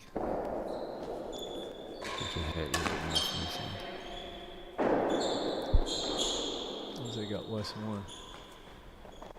Lost the chase, fell two. 40-15. Yeah, tough chase to win in doubles. The first gallery.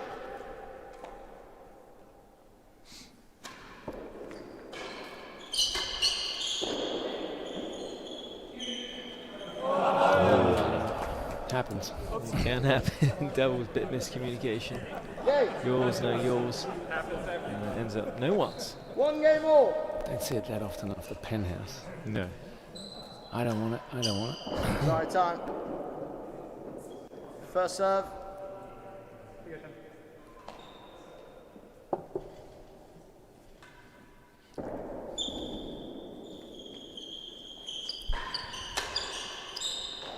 No. Not up called there. Not up, yeah. Can't tell from here if it was the right call, but it's not many you can't get on this call, actually. Yeah. It doesn't stay as low as people were expecting. It's quite low, but it's always like stays an inch off the ground for forever. It doesn't quite roll. Balls in. Maybe shot from Cam, that down the middle. Gloves. Very effective. 30 up.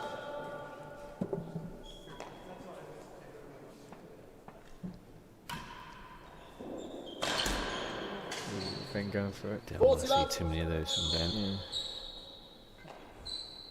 Maybe a bit more patience.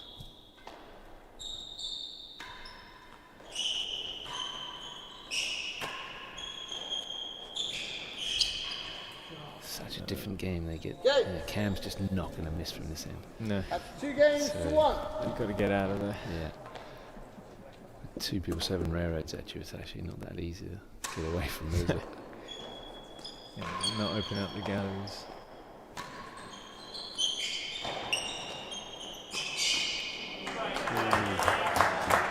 I feel like Cam just misses ones that are too easy. Yeah, he took on a bit too much there, didn't he? Even for him. Line up the bell.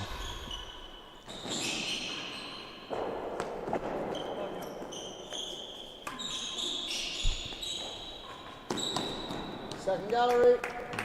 Great screen we're watching for. Yeah, it is. It's one of the most frustrating things in doubles. That is when you got to play a ball from deep in that backhand corner. Yeah.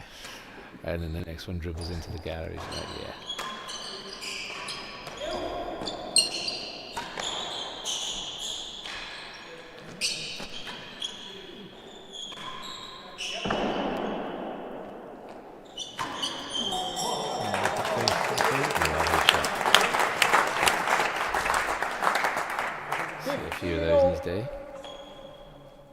He's wearing the bright yellow shoes, Tim, to match his racket.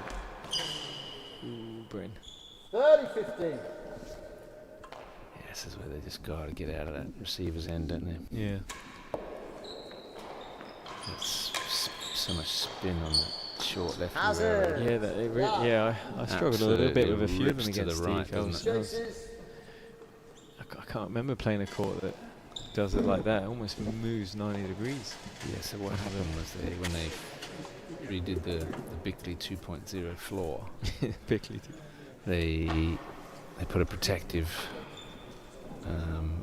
kind of covering around the court.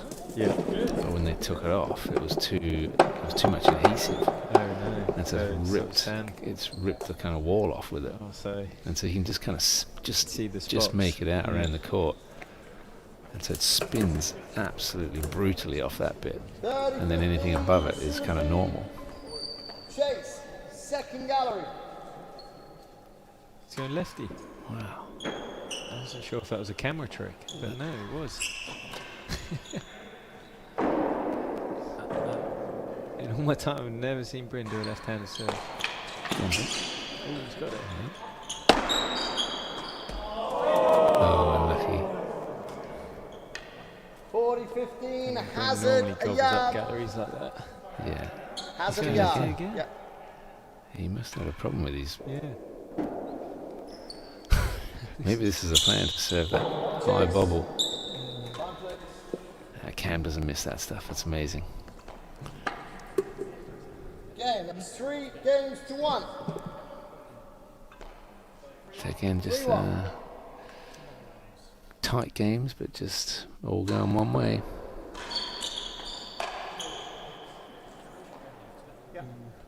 Skipped on him. You get that feeling that it's kind of Cam and anybody. Yeah. is getting this job done. He's just playing so well.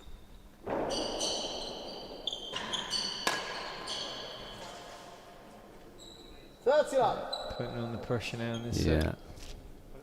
Yeah, Tim's just got that fabulous straight drive. It's gets on you very quickly. Knees. It's such a tough volley there, and you know, even the back wall, at best you're flicking it back up. Yeah. You're sort of forced to take that volley on.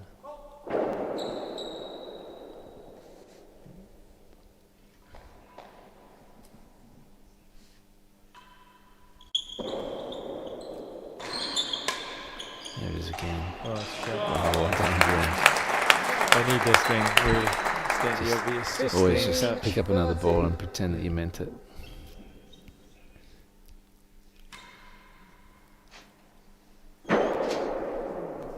Fault.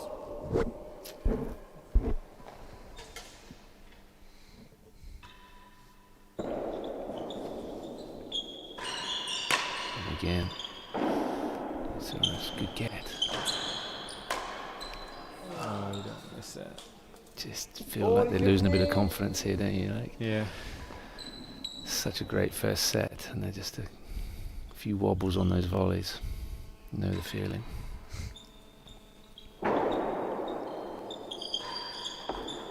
Hard though. Could pick up. It's relentless pressure. Oh, it's a good get from Ben there. Oh, and a roller. I have noticed that this floor does stay very low when you don't expect it to.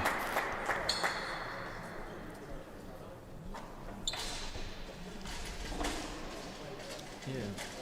Fascinating to find out why Bryn's gone for the lefty railroad. Whether he's got a bit of a sore shoulder.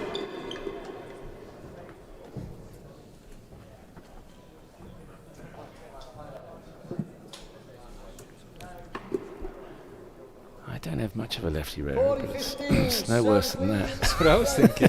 Better than It's 4. like my 35 handicap. Railroad.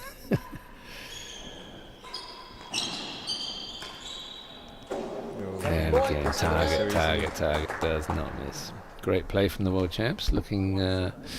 It's looking gone like quickly, pretty to tough be honest. make First a dent set in wasn't this. quick. Games to 1. And they're super confident phase. Maybe it's one to cut down.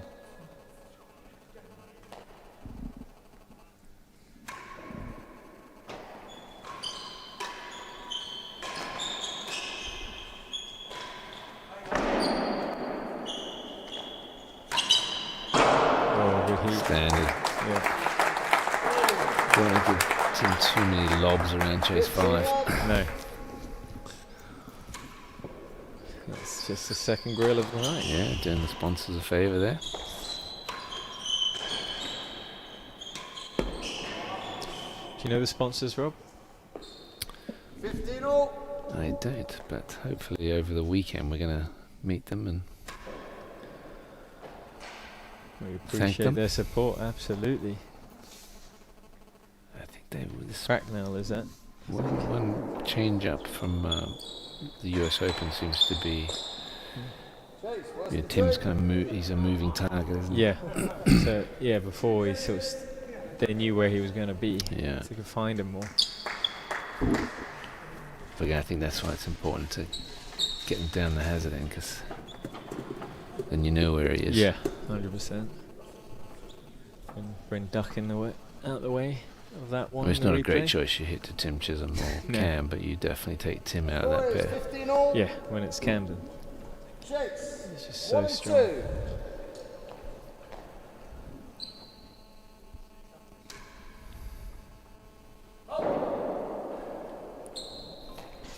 One and two. What are the odds? Cam's got a lot of ways of winning this chase.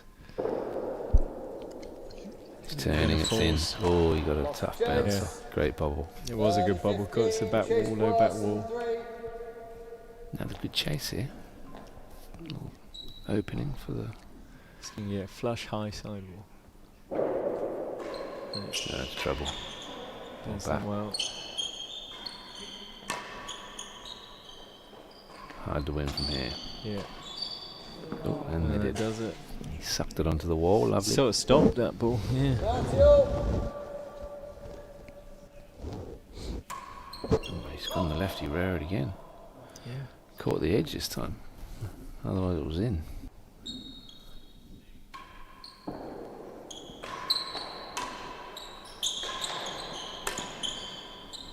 Is it in? Oh, it's well done. I mean, big improvement I've noticed in Ben's game is that defence of the men were dead on. He's very good now, solid in yeah. there now.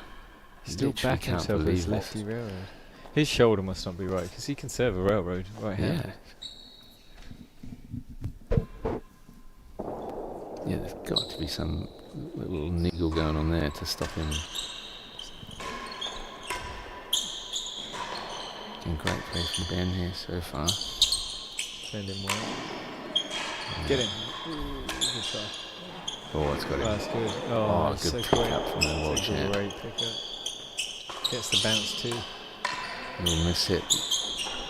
Oh, sometimes like you get those great rallies and it ends in a chase. Like, oh, I sort of want to see a point from someone. Yeah.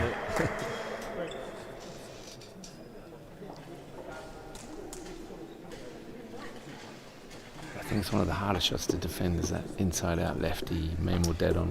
It just jars into you. Some really kick and some stay straight on. Yeah. Kind of a big miss-hit volley from Cam here. 40-30. Great video of his footwork yeah, there. Yeah, it's superb.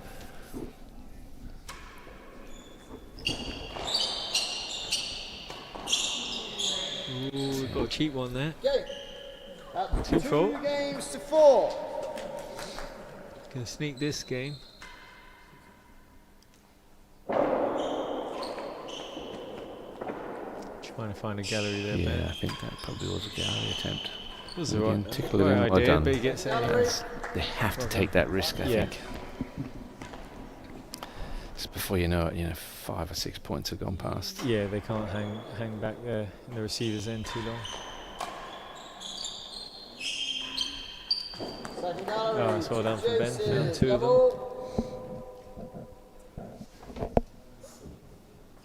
If anyone in the chat wants to say hello, is this Tim serving this game? The Legend RF. Don't be shy.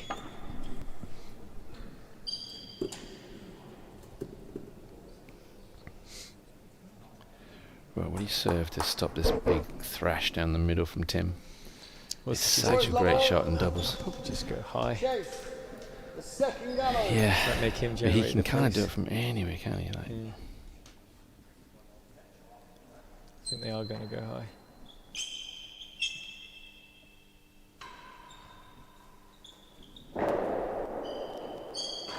That's good work. Good serve. That's well done. Yeah. And that's the other interesting thing, where that wall's been damaged. Yeah, The spin you get like on those cross-court ones is brutal. You play it a long time and you think, I know where that'll go. It's like, oops. That's a good deef. That's good cross. Good lead for Tim, really. That's the thing, isn't it? You can literally leave it from anywhere. Yeah. That one rolled, you see that? Yeah, that did. Firing up the There's crowd. probably a pace thing, just slow enough to roll down.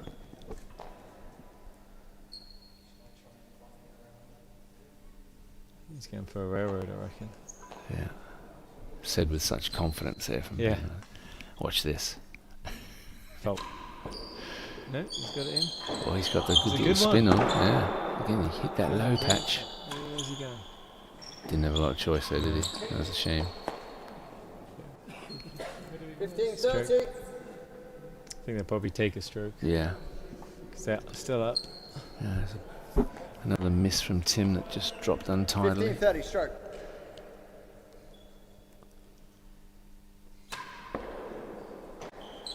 There it is again.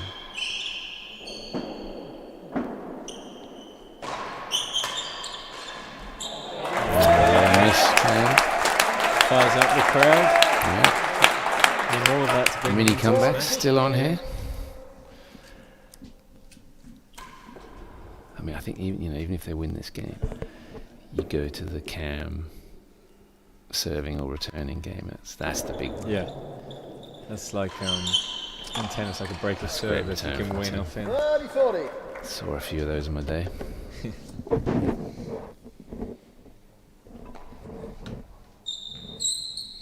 We've got a shout out Big from point Oxford. here. Big point they want. Mark MC 9383. He's loving the insight. That will all be from Rob, nothing from me. I'm a bit of a parrot. 45th. Copy what Rob says. They're those games though when that you need to take. you almost don't believe you're going to get it. You got flash? No. You go back to that 30 love point and Tim just drops one off the back of the penthouse. Chase, half yard It's a west good hit. 6. Quite looked better than last at the from the stream.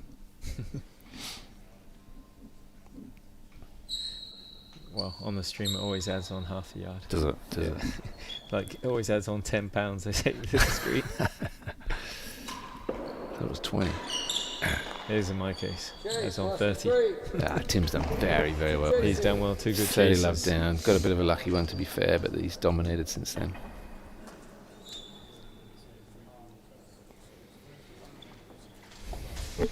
It would appear that Nigel Pendry's jumped on thinking maybe he's thinking the shoulder's fine, but maybe he's trying to get a different bit of spin from the left hand. Like the way Stephen. I actually was marking Nigel in Bordeaux once, and he served at left-handed railroad, obviously being a lefty, so hard that it went back wall straight into the winning gallery. No way. Without bouncing. Didn't know that was possible. I didn't know until that very moment.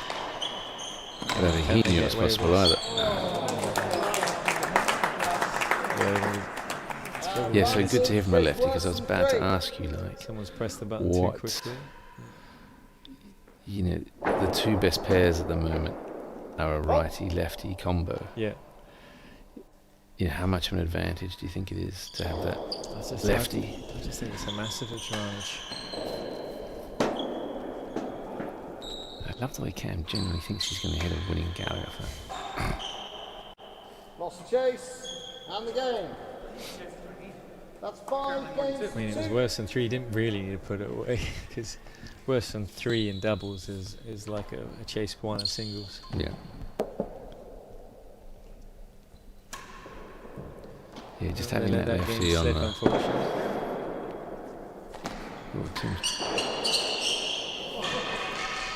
Tim winning it off the bando. Bando Nick. 15 long. Always was a lucky player. Oh, Cam picked up again. Oh, someone from the gallery. Oh, we got the president of Aiken Tennis Club jumping in. Hello, Michael. Yeah, Mr. Sullivan. Sending his best from Aiken. Oh, that's a proper Bickley court. You go get yourselves to Aiken Tennis Club. Yeah. Stunning court. Like this is too, but I'm biased. That's for Aiken. Again, May Mortam, a great. That was a good shot from Ken. As I'm talking during the rally. 30 love. That is a great tennis court, Aiken.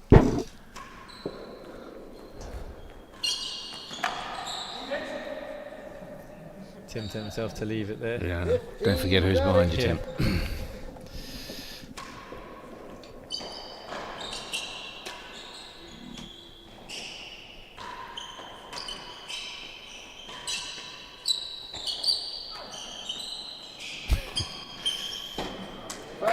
Oh, well done.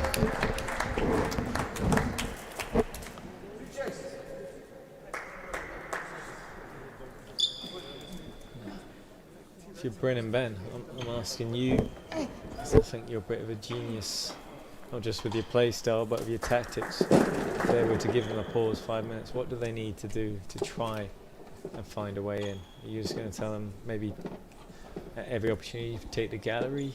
Yeah, I mean, which they kind of are now, aren't they? Yeah. It's just so tough when you got that guy down the other end. Is pretty amazing. Yeah. Chase the second gallery. And then that keeps happening. No. I mean, they've been really steady.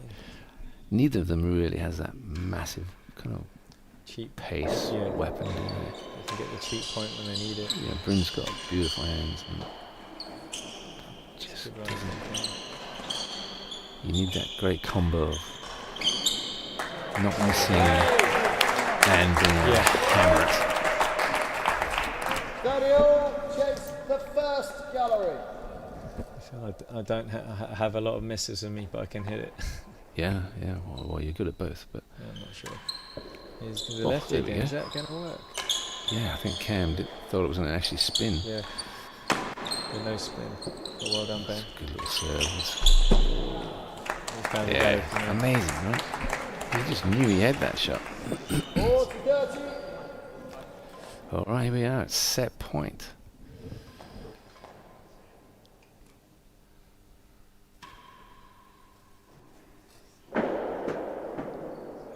Fault. First fault. Sorry, one fault. Chase the line. how's that go over? It's a generous net like that. I did about 10 of those today. I'm surprised because it's quite It's a like you thick hit it. headband. You hit it kind of 2 inches underneath and it somehow finds a way to roll over. Look at that. Yeah. Great highlight there. I think Tim probably thought he hit that. Yeah. He was like, that was a great get for me. It's wasn't like, it, how did Kev?" I get that back? Yeah.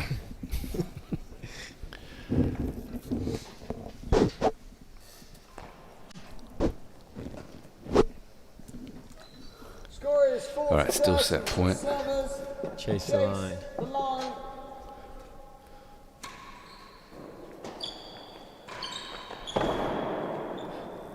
Not where you want to put it.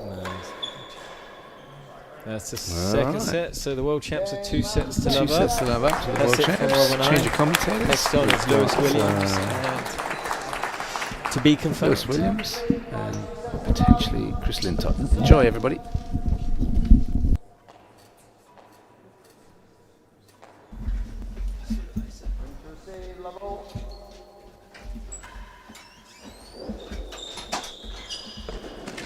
Time, please.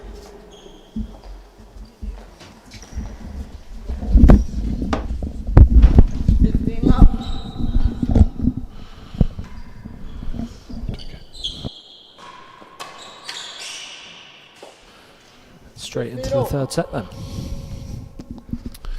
Yeah, this is Chris Lintott and Lewis Williams taking over after lending the mics to 2 of the great players of the game. We'll do our best. Shots like that, it's quite easy to get excited about this match. Where's it stand, Lewis? What do you think? Well, I think the current world champs have got off to a very good start in both the first 2 sets and held it. And won those sets fairly comfortably.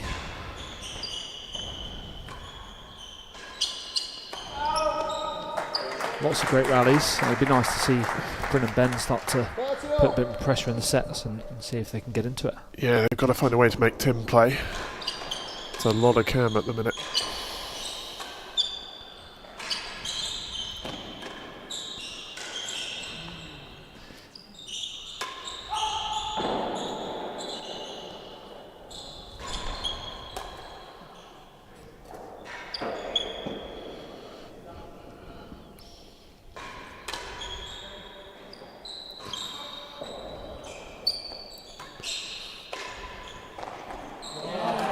That's a great shot. That'll do. Yeah, I mean, I absolutely agree. It's hard to avoid camera, isn't it? He's everywhere. They're moving around so well, and you can't just give Tim sitters. You know, he's still a great player. Ooh. No, that's one way to do it. One game to love. And that's the first game to the British pair in this third set. Remember, we're playing best of 9 sets, 4 sets today.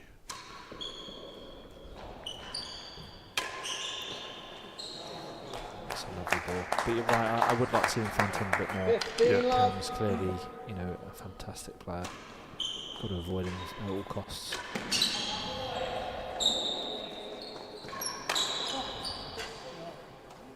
Well, maybe that's that 2 body shots in a couple of games.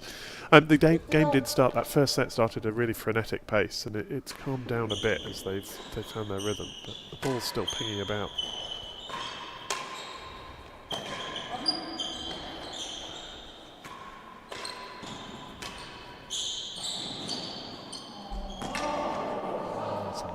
Doesn't look like they're particularly targeting Tim, does it? I think No. they're just playing the right shot. You know, I think what's happening is when they're under pressure, Ben and Bryn are just getting it back, whereas when Cam and Tim are under pressure, they're still able to pick a shot and at least put something on it. So we're getting these long rallies of defence, which are ending one way, though we have 30 all now. Yeah, a couple of errors from the world champions in this game. Great serve, though, isn't it? Yeah. Railroad's been kicking back quite a lot today. I noticed that in the first match, Steve getting some success with his railroad, and similar here. Yeah, Nicky's short railroad was working as well, both of them. Yes, that's been working well. Here's a set 2 summary. Yeah, the tails there, points 1, 27-16. Similar points served, with actually Ben and Bryn serving slightly more. Yeah, but winning nearly 80% of their service points. That's That's extremely high for this level of the game. That's what's making the difference. Yeah, it's very convincing. Clearly, when they're at the service end, they're by far and away doing a better job. A few targets, but not many. But these guys go defending the openings very well. And you see more racket errors at this level, I think, than you do outright targets. They're getting racket on most balls. Yeah, but just from the speed of it. Worse than 5 now. Gallery's not open for this one. Got to be on the floor.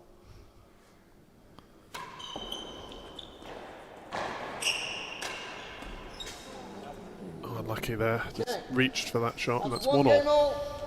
Yeah, opportunity was open, but Cam was covering some of the galleries, so had to try and hit first or door, which is tough to do with the net, obviously particularly high that side. Love the casual bend there, hand in pocket in between points. High serve. And a fault. Not had massive success with that from what I've seen so far. There's not been tons getting them through.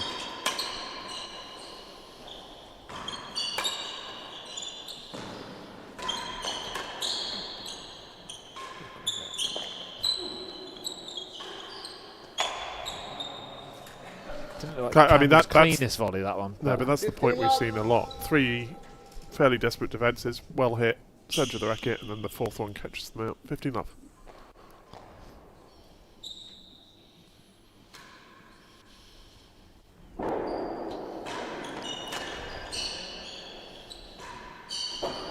Second gallery.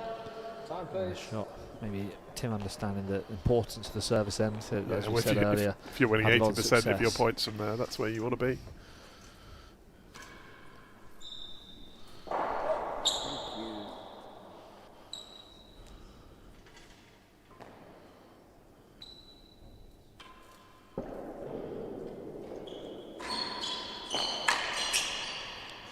All down the middle, pretty effective in doubles. Yeah, if you can keep it low, the speed. We had a Robert Schenkman slogan about that earlier that I'll tell you after this point. 40 love. So 40 love to the champs as they come down the service end. Yeah, Schenkman's aide de memoire earlier was down the middle, solves the riddle. It's a classic. Yeah. Thread the needle down the middle. Yeah. Well, they've solved the problem. 6-2, 6-2 in pretty much half an hour, but for both of the sets so far. Still got a very full dead-on here at Mortimer Oral Tennis Club. Saigo is thinning out slightly. There's a strong Leamington contingent. One can hear. The early galleries here, and the first gallery in the door. There's quite a few Leamington players supporting Ben, who was, of course, the head pro at Leamington not that long ago. Before an illustrious successor took over.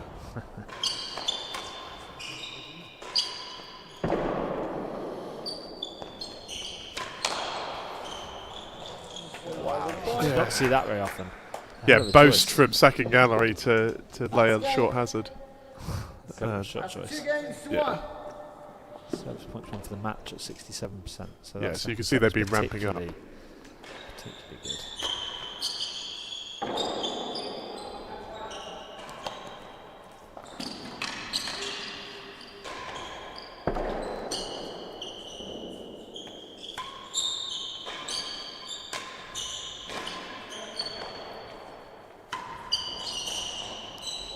Oh, I thought he had it. Saves there, read it well. But cut low, difficult shot. Tough ball. Don't want to hit your partner either, because he's clearly in the way of that.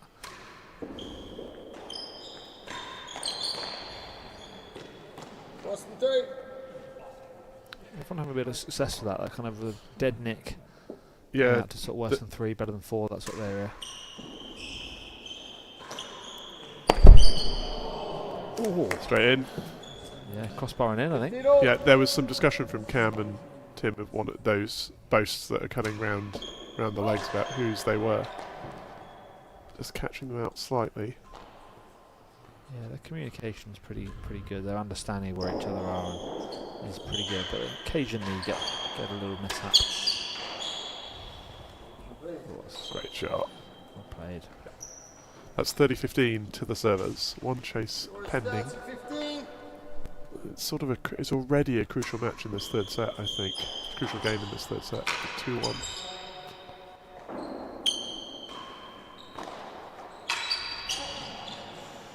Thought he was going to regret not leaving a hazard there. 30-all.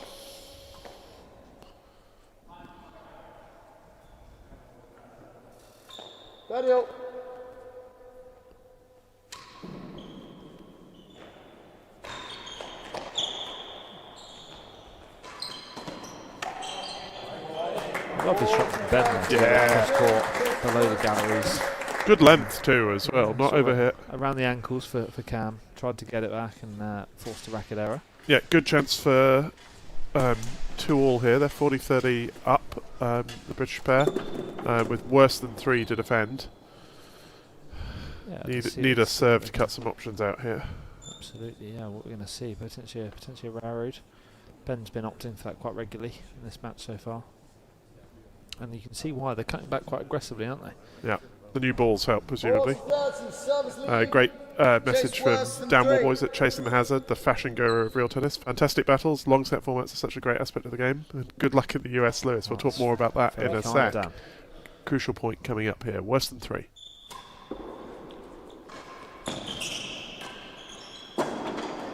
Success for Ben. That's the one he netted earlier, wasn't it? It was. Got the net, and that one he got it to perfection. Appreciative crowd. 2-all. So it was a stylish shot, that one, isn't it? Hitting a hazard gallery to win and defend the chase. I love that. Not done enough. That's a fault. I'd love to see him start making those a little bit more, because he's one of the best high servers in the game. Yeah.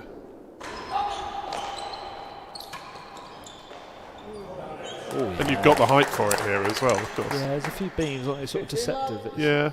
I always manage to clip them in one, but normally, say, he weaves his way through there, and it's some very good length. It's too high. Not so much today. Yeah, again, it's the I think it's fascinating to watch doubles of this level on a court the players aren't familiar with. Having to work it out in real time.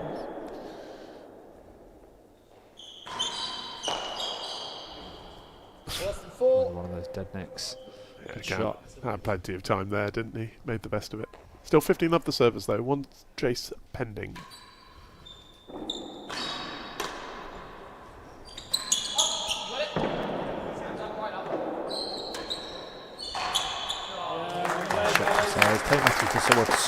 Yeah, his cheeky flick was the phrase that came to mind.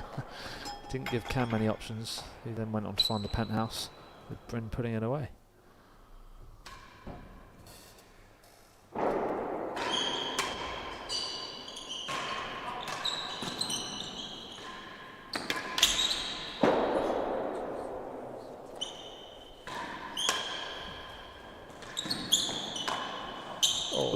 Great hands.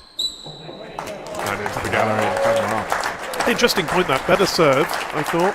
Yeah, but then immediately onto the defensive. But managed to turn it around and, and become the aggressors. Chisholm on the return, you got to come up with something very good to not get him attacking that first ball.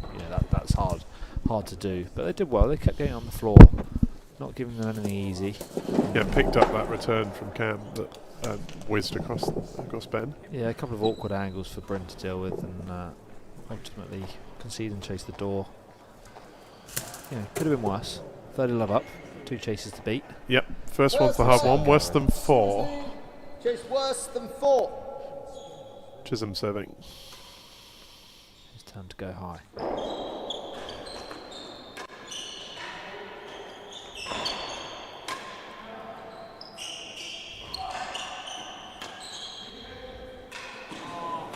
Beaten on the 3rd time of asking there, just drew him in. 15-30. Very good touch again from 15-30, chase the short. second gallery. Second gallery, as Taylor Matthews says, try to build a lead in this 3rd set.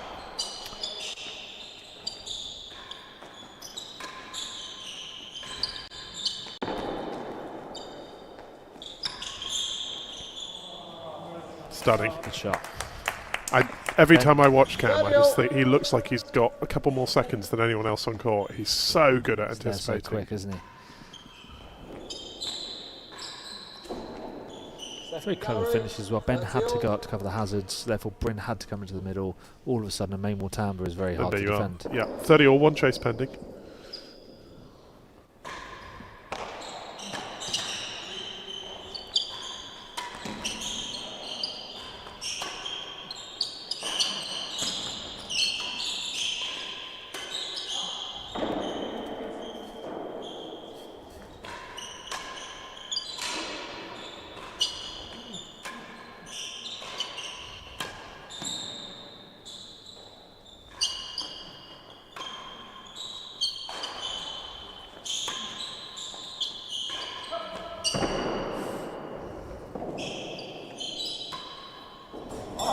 What a great rest. That way Cam adjusted there as it came off the penthouse and punished it. Beautiful. Yeah, it looked like he was going to take that on the volley, and then maybe a slightly awkward bounce. Didn't read it quite well, just gave himself space and slides it into winning gallery. I mean, a faultless point from the servers there. And 40-30 up, attacking second gallery as well. Very impressive stuff. Good rally all round, lots of great play defensively, and then a lovely finish from Camden. It's kind of a rally we're getting used to seeing, isn't it? Lots of great play. Ben and Bryn not quite getting rewarded for all the hard work. Yeah, though this set feels more even than perhaps the previous two. Coming back into it a bit since the first. They started well and then have been blown away slightly. 40-30 to the servers, second gallery.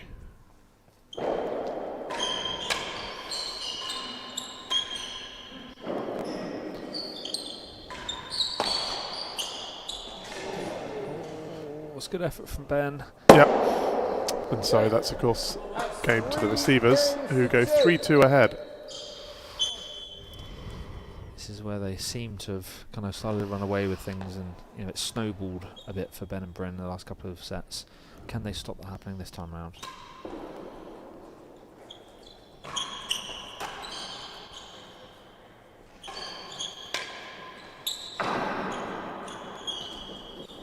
Bit unlucky there. Yeah. Thought that was going in the grill and just caught the bando, with Camden opting to end the rally. Yep, very happy to take second gallery, move down the service end.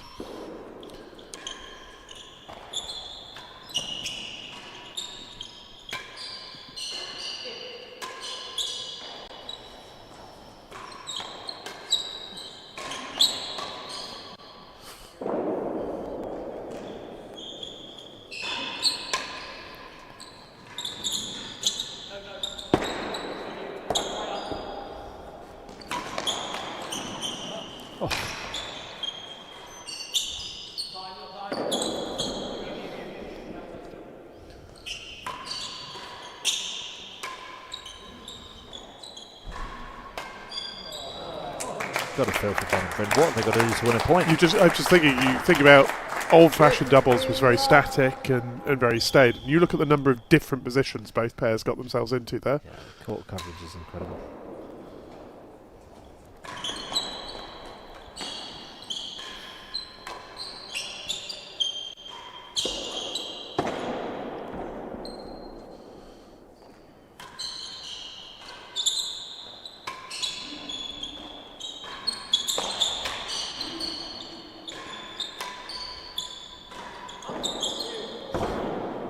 And play.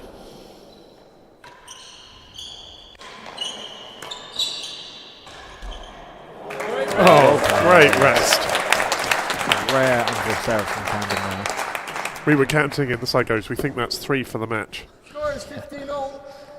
Great play from Ben and Bryn there. Just about keeping themselves in the whole rally.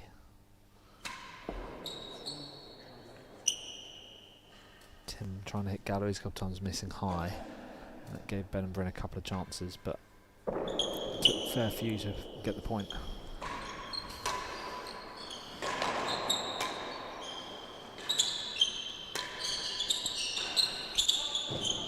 Last gallery, 2 chases. And Tim finds his gallery. Yep, despite Bryn standing there, that was... It was quite lofted, that one, wasn't it? Sort of floated into the last gallery.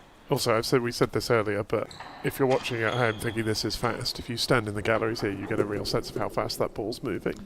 Yeah, this is my first stint in commentary in this World Championship, and I've been in the side galleries the rest of it, and it definitely feels a bit slower watching on the screen than when you're there seeing it in real time. So much easier from the commentary box, of course. That's true. I would recommend, if anyone has got any spare time tomorrow or over the weekend, there are some tickets still available, I think. So yeah, there's a couple at the back of the dead on available, and some bargain standing tickets if you want to come and join us in the side galleries. I definitely would recommend it. 15-all, second gallery.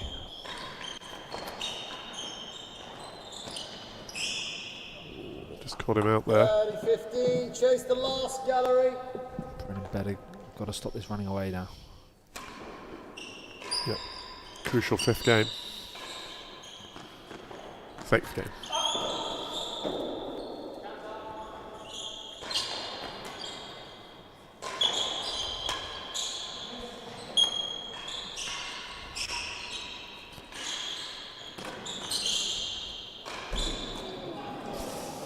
just see how just Cam being at the net cuts out so many options for Bryn and Ben there. Yeah, you're being forced into a both, aren't you? Trying to get it behind Cam, but unless you get that perfect. This for a 4-2 lead in the third set.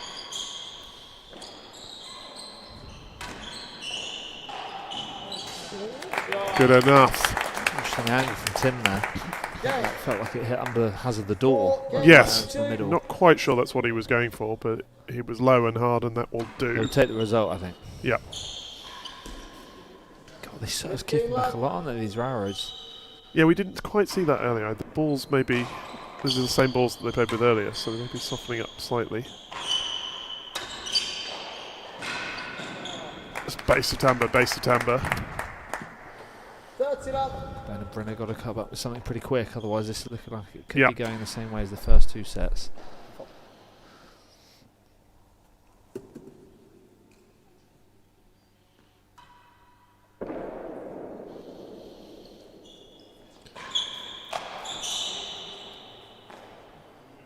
Worse than the second gallery, Hazard. Will they take the chase? Taking the Hazard there, yeah. 30 love, 1 chase. Cam and Tim having a bit of a laugh out there. Yeah, very quite relaxed when they play.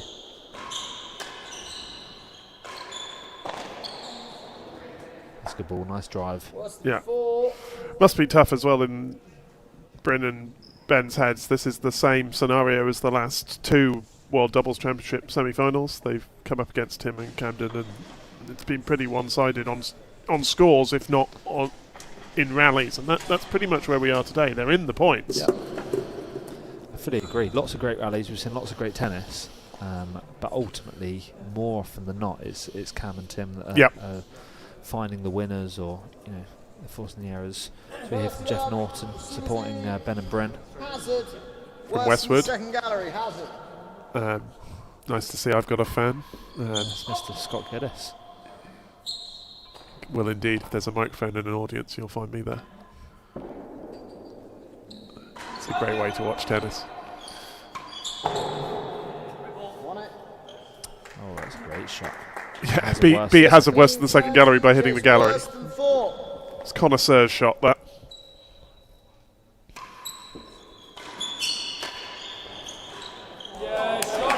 Ben hitting the exact same shot Tim got him with. Yeah. And lots of applause for the dead up from that. 30 all. Bryn's hitting this lefty railroad. I'd never seen him hit this before until today. Quite interesting.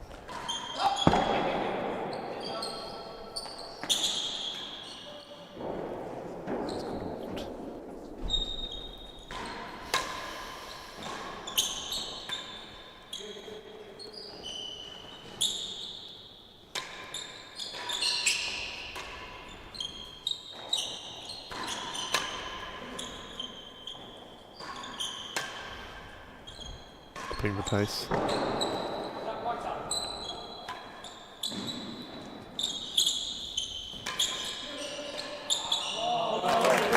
well deserved. They did deserve that. There was a bit of a loose ball from Tim early in the rally, and it got particularly tight to the main wall. Yeah, and then to take that volley, he had a choice there, but went for it. 40-30. This is for 4-3. Lefty railroad again. I've never seen it. Bryn is right-handed. He's double-handed backhand, but it's now opting for a left-handed railroad.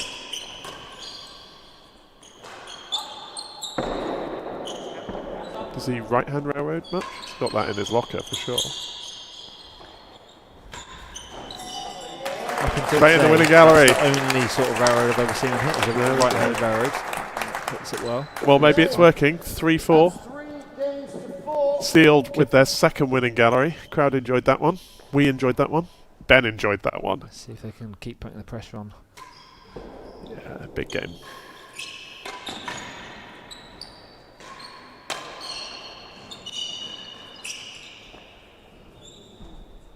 They managed to get the vital 7th, but this 8 is looking pretty important as well. Yeah, and I was just about to say they've had a run at the service end, but concede a chase first off and a short one at that. See if they can maximise the rest of the time at the Ben service knows end. this is a big point.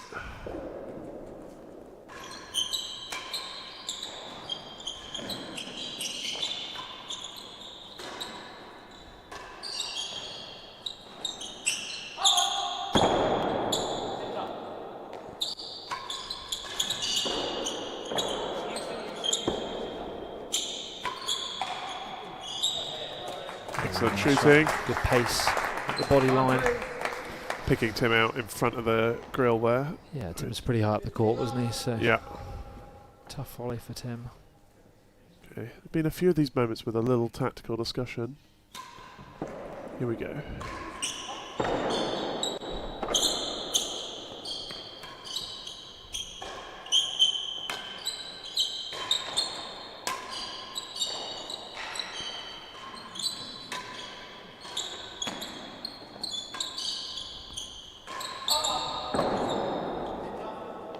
Chance here.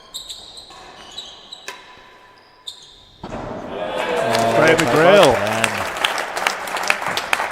Target's beginning to fly here. It's a risky run, isn't it, as you come up further and further up the court. If people can lob it over your head into the grill, it's a fantastic shot. That first shows how good the defence has been. That's only the third grill of the match in the third set. 30 love. Here we go. 40 love. Momentum then with the British pair. Yeah, but they've got to attack 1 and 2 here. Find themselves 40 love up though, so you know, put a few chances at 4 all. Yeah. Like you say, I think it's been the most competitive set so far of the match. Certainly what the tape says. Can they get to 4 games apiece?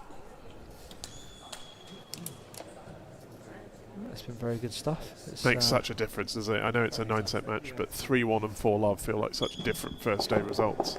Yeah, definitely. Because especially, you know, day 2, that the trailing pair, if they get 2-3, suddenly. Yeah, you don't want to be in the last chance saloon. Minty enjoying the floor here at Morton. Yeah. Just got my instructions for Minty for the handicap doubles for tomorrow morning. So that's just lost that, so that's 15-40. Here we go then, what can they come up with? Gotta go for it here. That's a great serve. Tight, 30-40. Very low down the back wall.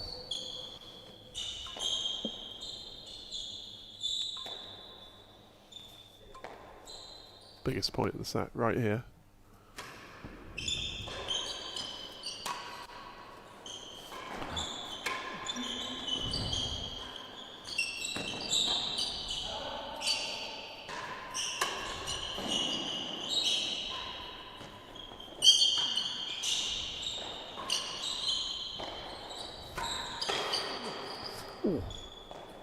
Didn't get there. Tentative play and then finished with a rocket from Chisholm. Deuce. Yeah, I think it was just Ben's racket that came off of, but it was body line. Put himself in the firing line.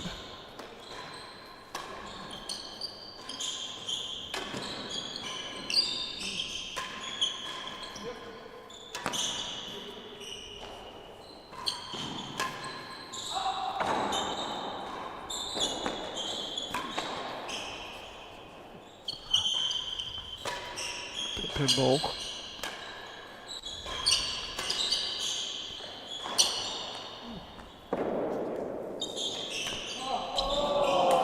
Oh, and an unlucky bounce. Yeah. Awkward bounce at the end. That bando does odd things off the edge. We've had a few pop down off that, so another chance for Ben and Bryn. Advantage the receivers. Ooh, look at it. We've got it. So after a hard fight, 40 love up, then juice, but they've got there. It's 4 games all in the third set. Chisholm to Sayers. And they keep the momentum. Got to get the serve back, surely. That's a great shot. Yes. Unplayable. No nonsense from Riviere. None of this long rally. Just the 1-2. Good serve. A good finish. There's the good serve. And there's the finish. There we go. 30 love. Suddenly. Champions trying to shut the door here. Absolutely.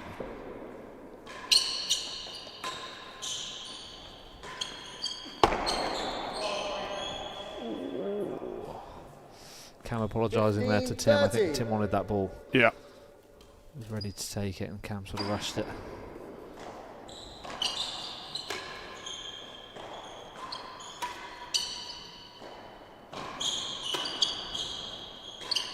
Both sides seeking placement as well as power.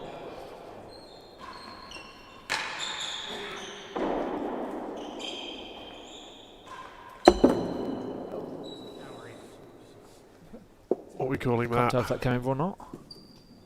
40-15. Oh, No. it doesn't look like it did. Not over, 40-15. Pick up by Chisholm and into the net, gives them 5-4. Both of those areas just testament to Tim at the gallery, so you cannot even hit the door, because they're up there, they're ready to defend that, so you've got to find first gallery on the line. You've All got of to a sudden you're hitting the high part of the net, or you're missing just short, as we saw there.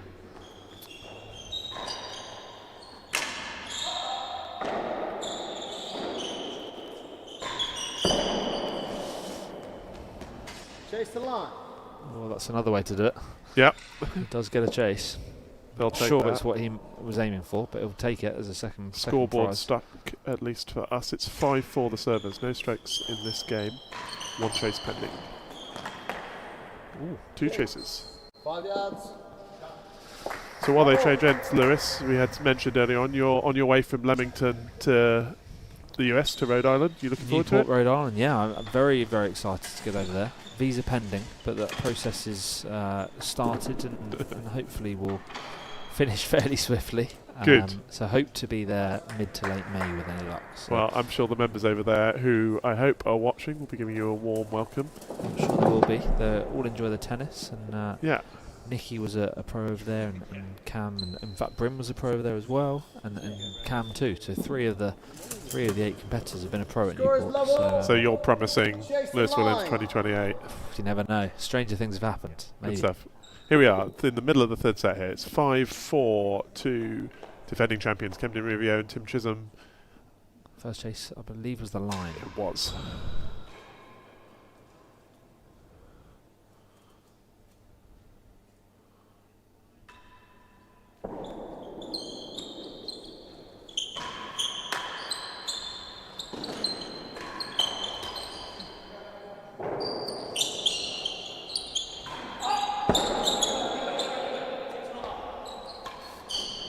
Yeah, lovely shot. Bit of a discussion, finished by Bryn. The right decision in the end. Bryn put that way very well. 5 to defend here. 5. Crowd clearly on the side of a Great 5 point all. for the service to win here. Third Yeah. love up with the service end would be a very positive.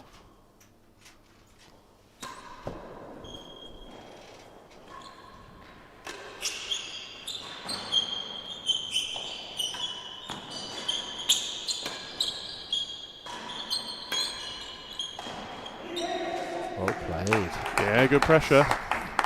Exciting stuff. They are just catching Tim up at the minute. It's not looking as secure for him as it did a while ago, and that's 30 love. Yeah, it's good for the neutral, I think. I'd love to see some more tennis. Absolutely. Otherwise, there's the danger day 2 is a little bit quick.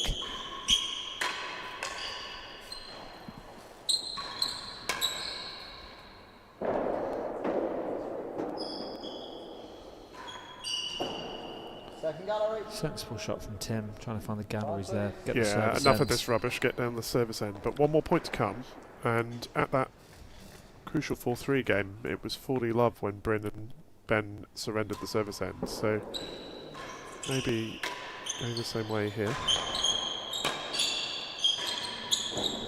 Last gallery. The last gallery chase from Tim. So 30 love. The second and the last. Chase is laid pretty even as we see the stats there.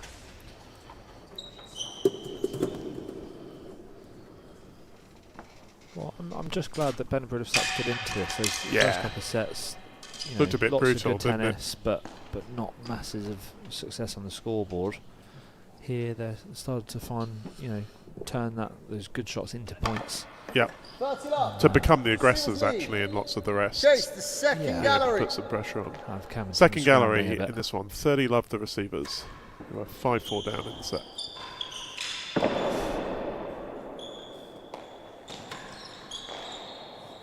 That's too good. It's a lovely finish, isn't it? Yeah. Bottom of the timbre, ladies and 15, gentlemen. 30, That's the chase answer. the last gallery.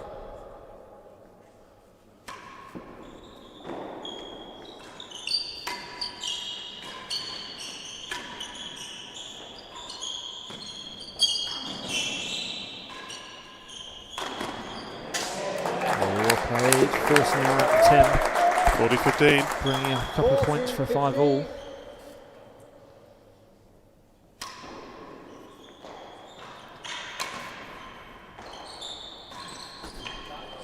Into the galleries. Yep, sensible, securing the serve. Yep. Cam looking serious, I think. Yeah, a little bit of frustration. Little bit frustration? Yeah. Yeah. One of the things that's brilliant about Cam, though, he can be 2 sets and 5 love up and still look annoyed when he miss hits on. So that's true. Yeah, he holds himself to very high standards, and that tells when you see his results. Yeah. That was that lovely base of Tambo shot. So here we go. Point here to make it 5-all in this third set and second gallery. Already the longest set of this match. It's not over yet. Morton Bar quiet in the dead.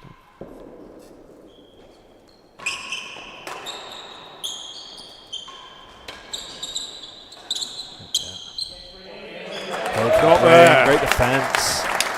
So 5-all, and it's Ben and Bryn, the 4th seeds, with the service end. Here we go then. Serving Bryn to Tim. Cam giving his partner a bit of encouragement there. High serve.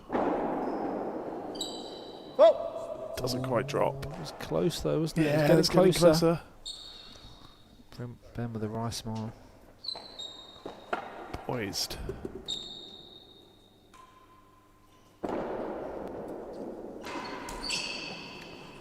Oh, a mistake there. That's pressure. 15 love.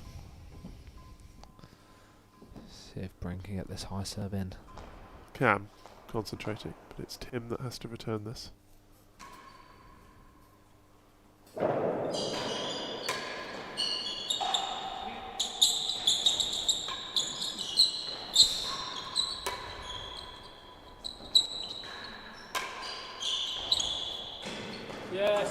Got there. Thought he'd missed his chance there. I heard an sharp intake of breath from my co-commentator. 30 love. He went for the Schenkman solve the riddle down the middle number, but floated it onto the back wall. Got the winner anyway. Just not dropping that serve. Getting closer.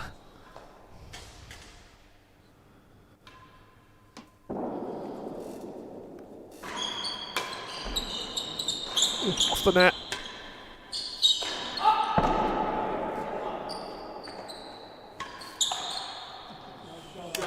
Yeah. 40 love. Just too fast for Tim there. 3 set points. 40 love.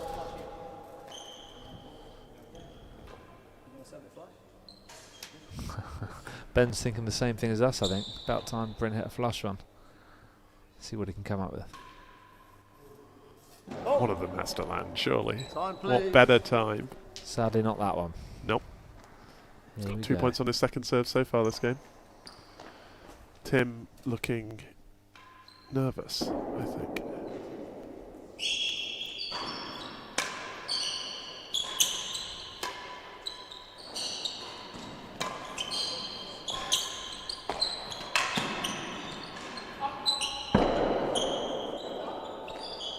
For the set. Straight the winning gallery. Faded down the line. A big fist bump, a high five. And they've stolen that set from, they were 4-2 down, they were 5-3 down, and they've come back brilliantly. Momentum was against them, wasn't it? It was looking like it was going to go the same way. That is 2 sets to 1. Here is the final set of the day. I'll leave you in the good company of Lewis Williams and hand over to Mr. Robert Schenkman. What a set of tennis. Well, welcome, Robert. I wasn't expecting that. 4-2 down. They lost kind of 4 quick games, and I thought the writing was on the wall. Just shows that it can turn. It can turn this game. Bit of confidence for the servers.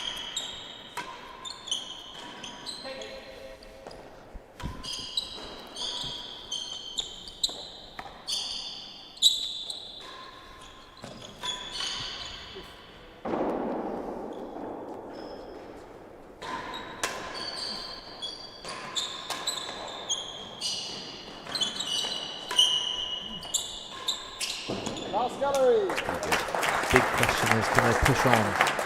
I think they can. I predicted 2-all. I predicted 2-all all before the start, and I just think when Ben and Bryn get it going, they're pretty hot. Yeah, certainly lots of great stuff in that last game, in particular.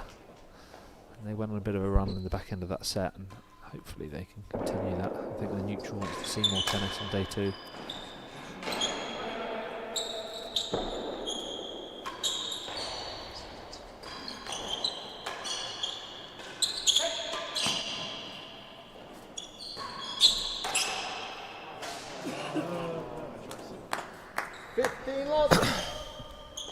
Serve looking pretty even. Yeah. This stage. Buried. Lovely return. Good lefty railroad there. I wasn't too disappointed with that one. Fairly low dead on count. I mean, for doubles these days, everyone's getting in behind these balls at this level. Better have my serve and Bryn there as well.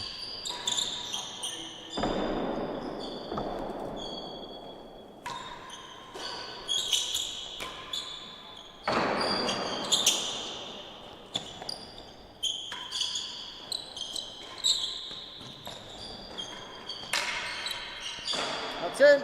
Oh, he's done well from there. Popped up Niles. 15-30. Crowd enjoying this one. Lots of grins in the front row with the dead on. Ooh, unforced error from Ben. Chases the last it's important that they don't kind of relax too much after that third set win. Obviously 6-5, you're 5-4 down. Going to be a lot of release of emotion. Absolutely. But like, come on, the 2 sets are always completely different to 3-1, right? Absolutely. Like, particularly if you won the last 2 sets of the day, it's almost like you've sort of cracked the code, and yet you want to keep on pushing. Yeah, genuinely. Because then you've got that momentum, you want to carry it as the winning shot. Unreal from Ben. Yeah, you know what? Incredible shot. To be honest, I love the fist bump, love the roar. Yeah. To the people watching at home, that's one of those shots where you're like, wow, unbelievable. Like, it's the he pulls that off a lot in practice. I think that's one of his favourite kind of balls. That thin winning gallery. Chase the last gallery. Yeah, this is what he set does. Point up. That's a great time to pull it off. I cannot believe how much these railroads are kicking back here. Unbelievable, isn't it? Lots of spin.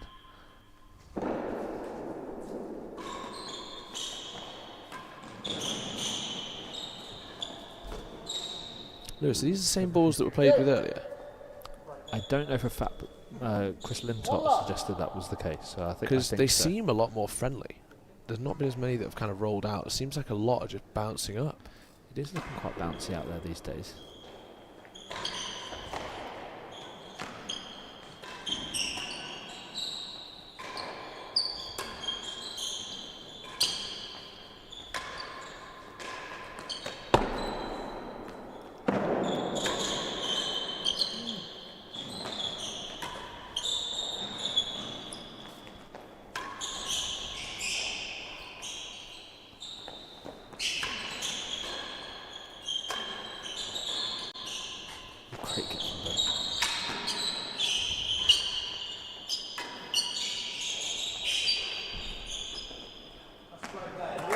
Wow, what a rally that is.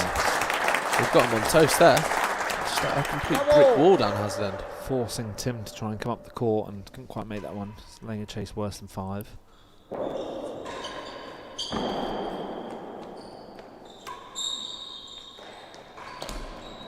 Oh, kept a bit low. 15 lap. Might be better pumping out of the galleries. Yeah, like you said, you want to make sure that they keep this momentum carrying on to the set. It's a bit of a potentially you can dip energy, can't you, after a great steal of a set like that. Second gallery. Hopefully they can keep it going. And keep pushing here. 2 decent chases. So we see the set 3 summary on screen. Points 1, that's incredible. They served a lot less, Ben and Bryn. I think that's been a factor today, actually. The teams that have served less done a little bit better at times. I don't know why that is. Quite unusual, isn't it? I think doubles compared to singles, you tend to have a bit more success at the receiver's end. Dan Warboy's enjoying the finish to that third set. And quite right too. What a shot from Ben Matthews it was. Receivers lead. Worse than 5.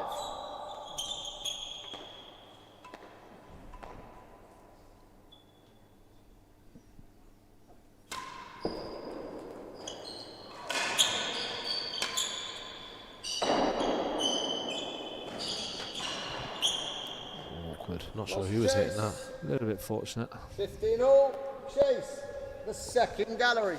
And we see the British pair push forward here in this set. Second gallery to defend. Whilst the world champs are down the receiver's end. It's a great shot from Tim, isn't it? 30-15. You can see how he's kept at the top of the game for so long with shots like that. Absolutely. Starting to get a little bit more gloomy at Moor tomorrow. Yeah, the sunlight's disappearing.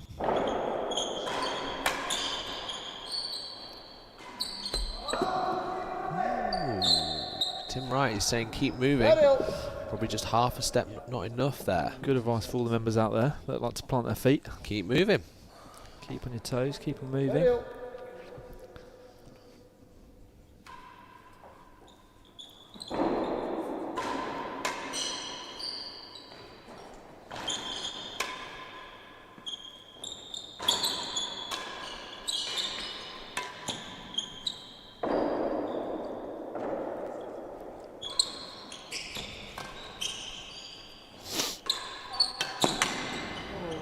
Oh, that's good effort. That was going full stretch for Taylor Matthews there. Bring up by the galleries. 30. Ben having to try and cover the whole dead on.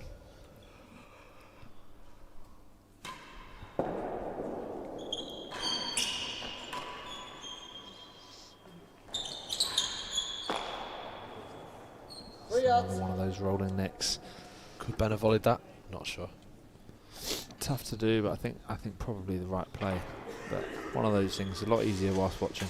Yeah, definitely. I think tricky to read Camden with his left hand. Absolutely. I mean, this is shaping it up into a much closer match than the other semi-final. Yeah, I mean this one was in danger, though, wasn't it? 6-2, Yeah, 6-2, 4-2. It was starting to like it could have been a bit of a whitewash. And I'm really glad, you know, as a neutral, to see that Ben and Bryn as am I, to be honest, got back into it and got some sets on the board. Chase 3.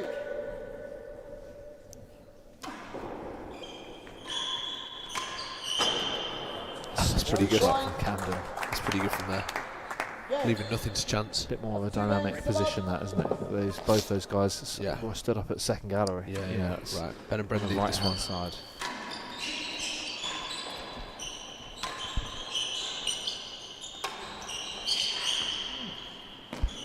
What a get! Oh, insane get from Ben. Bit of good fortune there, I think, but the results are the same. Absolutely.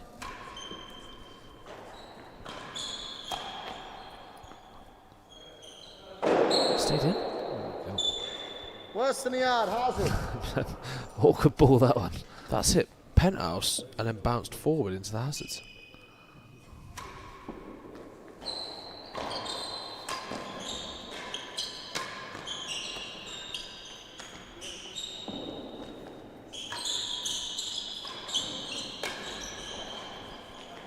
Oh, it's amazing get from Sayers. Great speed from Camden. He is everywhere. That is. I feel like he's just dialed it up a little bit now. That's pretty exceptional. That he's played a ball from chase the door, then right across the court and thumped that into the timber. He's turned the boosters on. I feel like he's trying to really put away in this set. Doesn't want to risk it getting close in this set.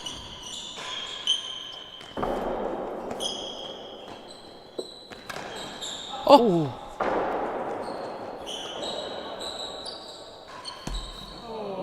That's honestly such high real tennis IQ. Rather than just trying to scrape it back, he's waited for it to clip the lip of the dead on. Kind of encouraging the crowd to give him a clap there. Yeah, it's been tricky at times. A little bit quieter than some of the other World Championships I've been to, but the crowd very respectful thus far. I agree.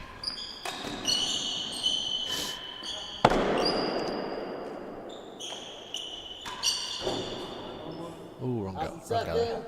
I think it's funny because obviously you remember Camden at the Preston World Championship, he was kind of like hating it, or other World Champs when the crowd's been against him, and now the crowd's very respectful, clapping both players, no real like kind of preference shown, and it's like, come on. Well, as with all things, it's balance, isn't it? You know, Yeah. you want to hear people encouraging some of the good shots. And I mean, ultimately, you see so much good tennis in these sorts of matches that you almost it becomes natural. Yeah, you're like, oh yeah, another incredible 15-20 shot rally, and it almost becomes just another shot. I mean, I was kind of watching. I was kind of watching. So our little game of doubles at Camden the other day was videoed, and the amount of like rallies in doubles which are over a minute long, and loads here which we're seeing like a minute. You're playing tennis for a minute. It's insane. Oh, he's gone right-handed variator. Okay. Out of court. Oh, Ben will be gutted with that. This for 3 love. Hazard, second gallery. Hazard as well.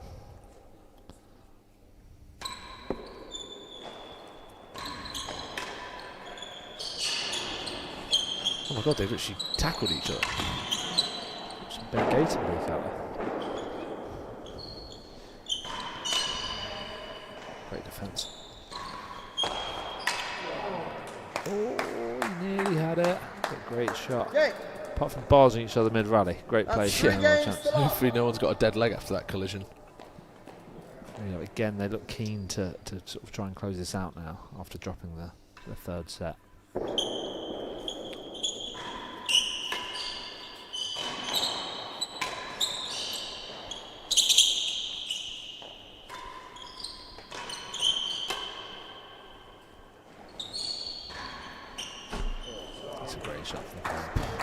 I'd call that like a half chance, maybe a third chance of a dead on there. He's just put it away. Yeah, main wall side net. Can't argue with that. Good pressure from Tim. Awkward ball around the ankles for Bryn. But at the end of that last set, they were making those couple of little errors here.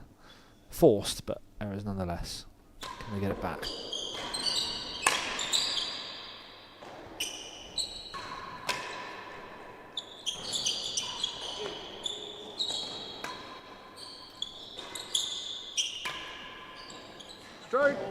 Oh, well, great length from Sayers. Nice soft volley there.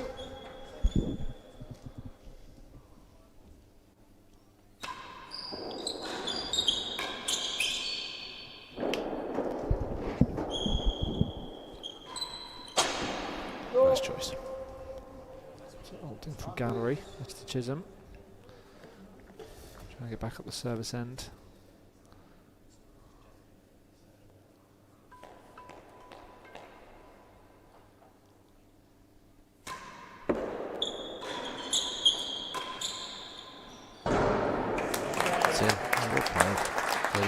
Pretty rare Cal makes him slot into the grill, isn't it, past him? Yeah. 30 up.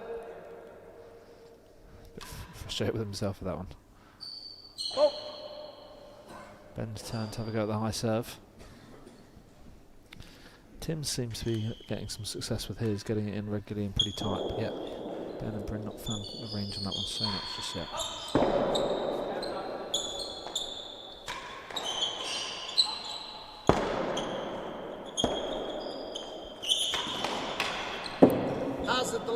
Oh, it must have gone tight. We couldn't quite see it from our commentary position. Shot, but out of the view of the camera, that one. Chris Margrave being encouraged to give a little clap. Yeah, and Ollie Newbury, enjoying that one. Both sponsors of the event. What an event it's been so far. Day one, coming towards its end. I'll tell you what, actually, the more members have come out in force and we've watched some fantastic tennis. I mean, to be honest, everyone who's sat at home who hasn't made the effort to come to tomorrow, I think you've missed out. Well, I've encouraged people to come for tomorrow and the weekend. That's very good of you, because you're leaving the country soon.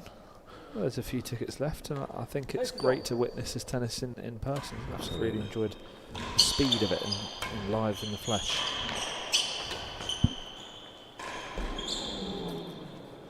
Ooh, an error. Chase the door and chase the line. Pulling away here. Got to see if they can find what they did in the third set. They suddenly went from 4-2 down to switching it on, and they need to find that switch again. Yeah, that's tough. That's a great ball. Good pressure. More of that, I think.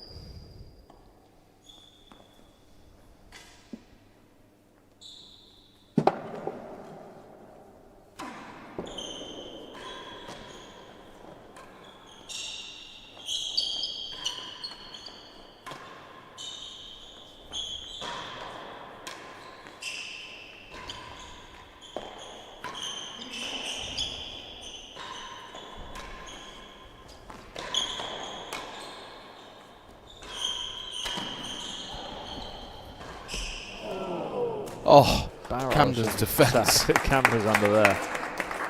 And stood up to the test. Finally it went to Tim, who also hit a lovely volley. Ben finally making an error.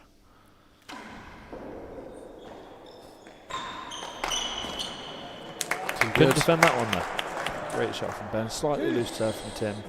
And Ben punishing it with excellent force. Tim quick serving him there. Yeah, a little bit off-putting, isn't it, sometimes that player staying up on the right-hand side, as Tim often does.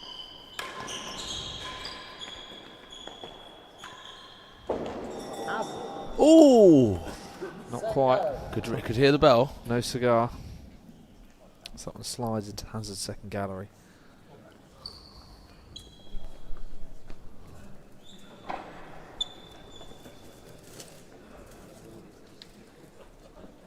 Tim a little bit unhappy with his serve there, and quite right too, as he got a bullet going at him in the next instance. This is Tim camera, isn't it? It is. We're sort of following him. He's not seeing many balls at this stage. Cabot. Hazard, second gallery. Okay, Hazard the second. Got to serve tight here on a Hazard. What are they going to go for?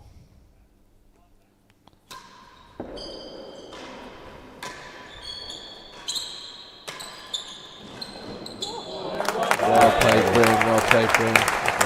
Obviously wanting to keep that ball narrow because it has a chase. Yeah, avoiding opening up any angle into the galleries. Sensible play.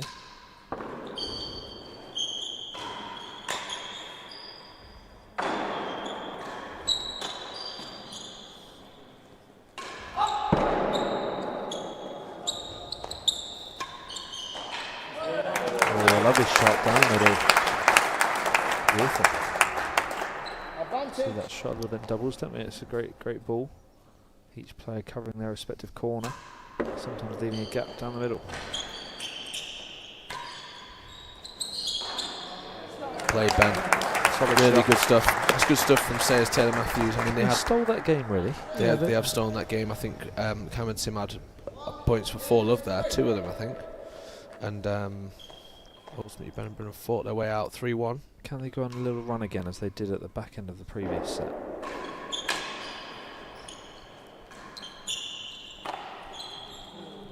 I think Cam returning makes that difference. I think he's just that much sharper on that first ball. I mean, watch him hit this one in the net.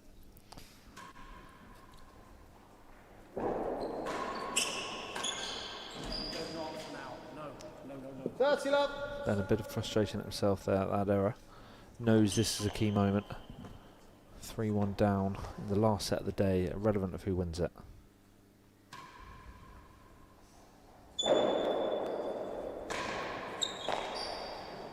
Flat. Reminder for those at home, it's 4 sets of play in the match today. So it's either going to end up at 2 sets or 3 sets to 1 to Camden and Tim. Great serve. Before we go into tomorrow, same time for the conclusion of the match. Same place as well. Same place as well, indeed. That would be out of the format. Different courts. Go to Leamington for day 2. Not quite. Good roller from Cam. 2 chases. Yeah, a couple of very good chases as well. Getting more success with that sort of ball than the cut shot, really. Yeah. On cutting those off. Drives into the net, getting pretty good chases on those. Yeah. I would expect to see those sort of between 5 and last gallery, but they seem to be maybe a product of more moral. 3 and 4. Doesn't come out that far, does it? Also quite a big nick when you do hit it. Yeah. I mean, these guys are just the best in the world. You'd expect to see some good chases, wouldn't you? Absolutely. That third set was the longest set, 38 minutes. Wow. 6-5 has been good. Can they repeat that, the Houdini act? 4-2 down. Managed to get it back. Gonna need something similar in this set. Lost it, got 4. 4 left. 4 left from Chisholm. 40-15, chase 3. Didn't look like he was paying attention there.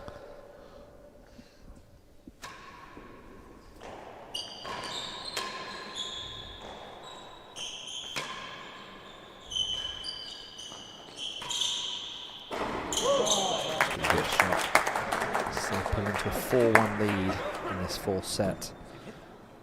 Okay. Service lead, 4 games to 1.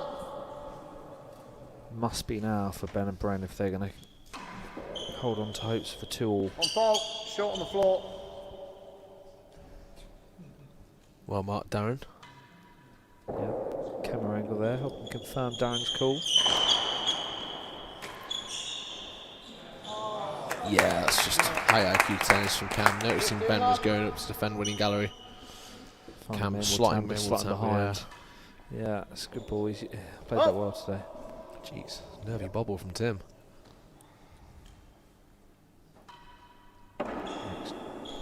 Just about make sure the second one.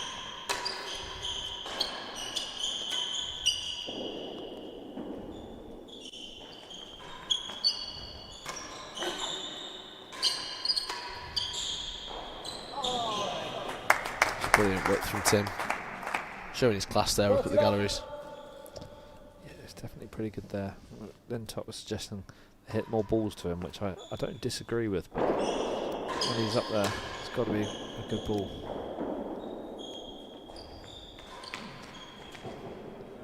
Played. Second gallery. Can't just chip any old thing at him. It's got to be ball with interest. Thank you.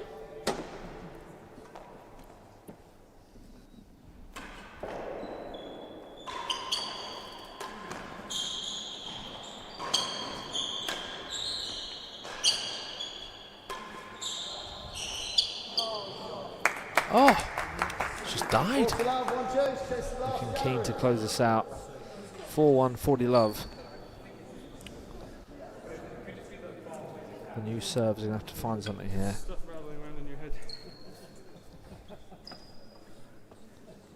Tim's chatting away. Another arrow kicking back an awful long way. Yeah, it's cool actually because we recently played kind of majors at Chicago, Washington, Queens, where the railroad isn't like that good, doesn't kick back that far. Back like that, good to see the railroad be a bit more overpowered. Yeah, just a different side of the game. I mean, people tend dealing with it pretty well there, right? There's been the odd one catching players out, but all of a sudden they figure it out, and it's not been so effective since.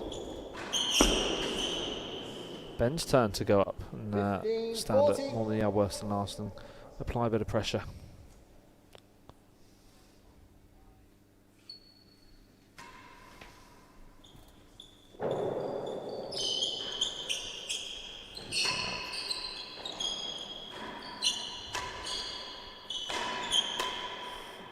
Played Ben.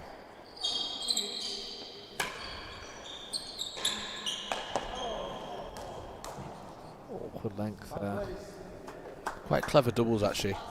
Both Cam and Tim hitting balls which would have been really awkward off the back wall to Bryn. In the end forcing the error. 5-1. Here we go then. What can they do to come back into this one? That's the high serve he's been after. Oh, that's hit the tray and gone over. I thought that had hit the lip. Very nearly.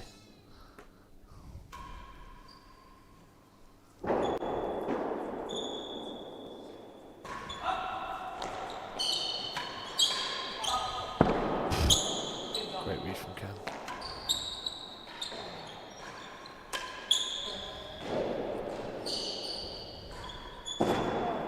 Great shot. Second gallery.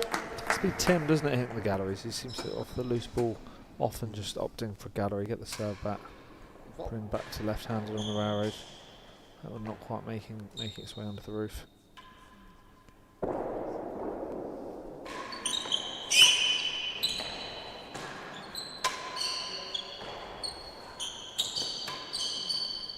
Out of court. Bit unfortunate there for Bryn.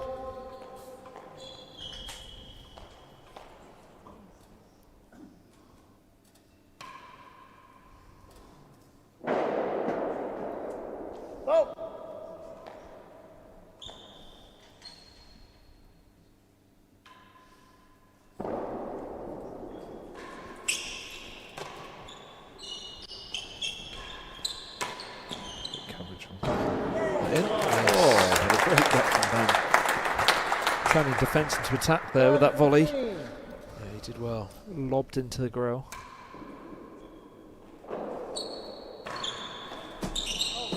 Buried. Fantastic finish by Camden. That's right. Very keen to get off the court, close this one. Oh, no. Understandably, as we're approaching 8:45. I thought you'd have been busy saying stuff on Vinted by now. That's my typical evening.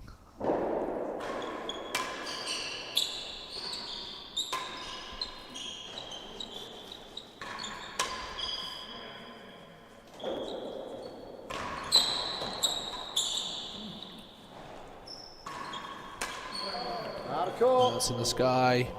Set point. Tricky ball there in between the two players. I think Cam and Tim have just stepped it up that little bit. Yeah, I think Cam especially, to be honest. He looks like he's really dictating play. Yeah. You know, possibly a little bit frustrated and disappointed to lose that third set. They were in a strong position. Yeah. And it looks like he's very keen to make sure they don't make a habit of dropping sets. Stepped it up, taking the game to Bryn, and played some really good tennis this set. Second gallery to spend here. I see. That's amazing. Pretty slow and loopy, that one, but effective. Yeah. Not sure who's meant to cover that, the service pair.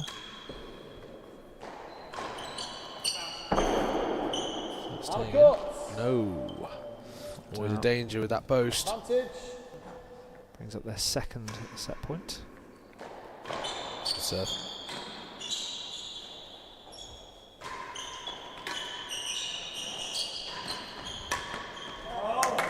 Oh, tip. Back to Juice. And Bryn just staying alive here. Score is Juice.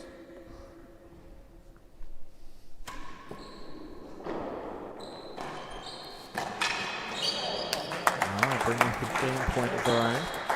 Advantage. See if they can drag things out.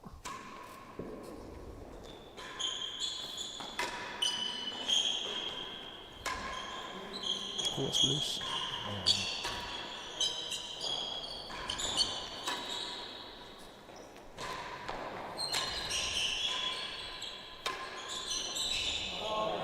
Pretty good. Good solid tennis around. Can finish the ball in the volley there. Back to Juice. Score is Juice.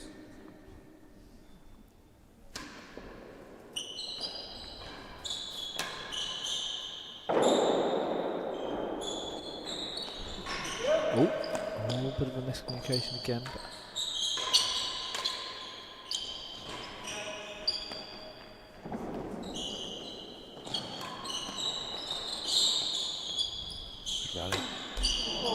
Oh, it didn't cost them. They got away with that one. Dropping ball. Could have had to volley it. Another game point for the receivers. Oh, look at a second serve. Can they convert?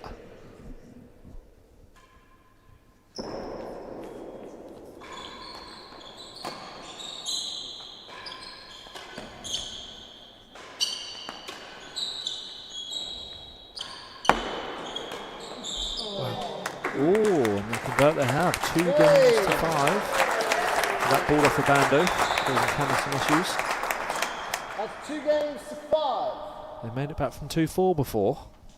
Can they do it from 2-5? Exactly. I don't see why not.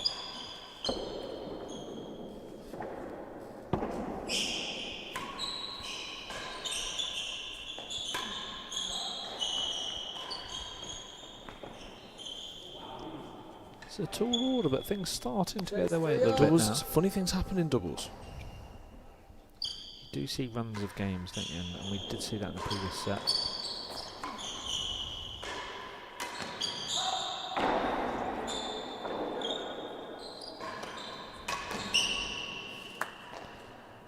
Well played. 15 love.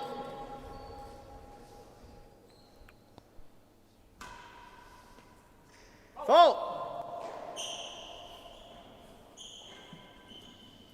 So 15 love, better than Bryn.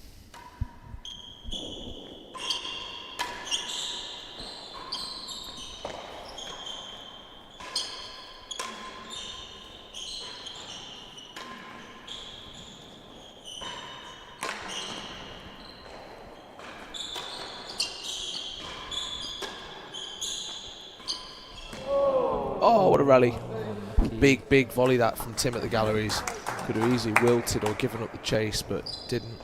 15-all. Score is 15-all.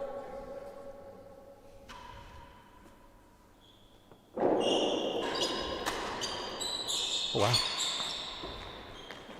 Oh, no.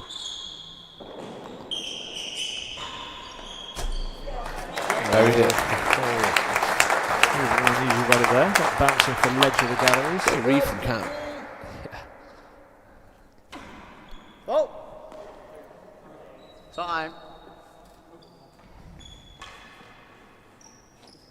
No balls left. Oh my God, Camden's saying to Tim, come on.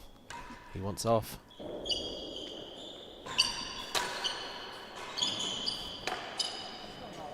Oh, unfortunately now, 40-15. Pretty good chase 3 in the bank. Surely not.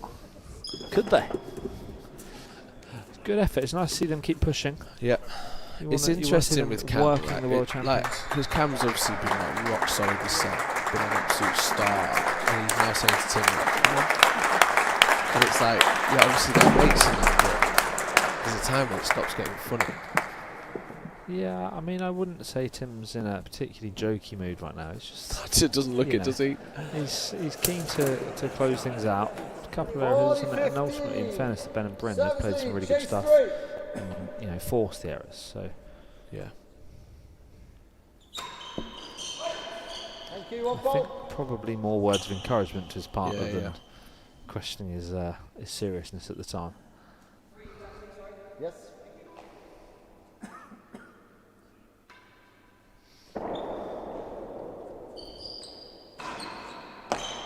Lost it. Easily chasing 3-5. All of a sudden. Is it Cam return now? It is indeed. Okay. Oh, that's a great ball. I think Ben thought that was missing. Left it.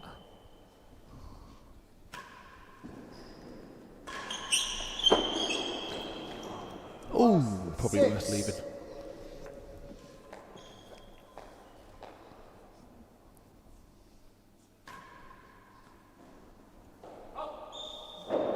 The points served has been so even throughout this match. It's been amazing, right? I think it's been really enjoyable watch.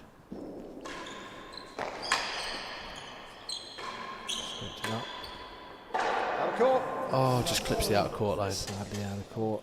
30 love to the world champs. They're going to smell blood here.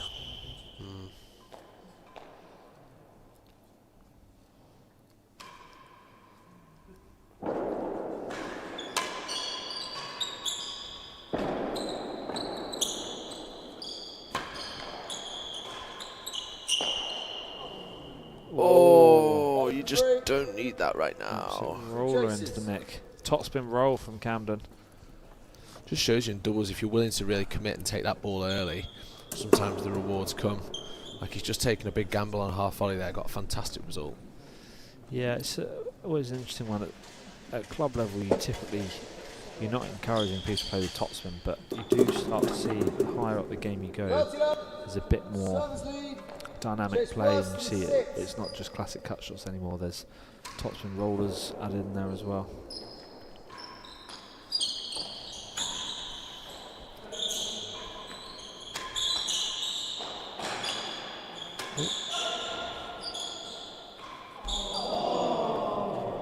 Bit of frustration from Bryn there. Good rally. 3 set points now for the world champions.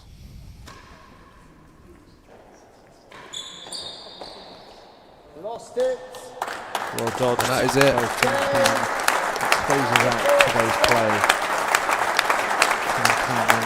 3-1. 6-3.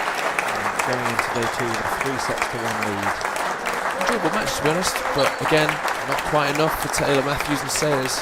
A repeat scoreline from 2024. We'll see you all tomorrow.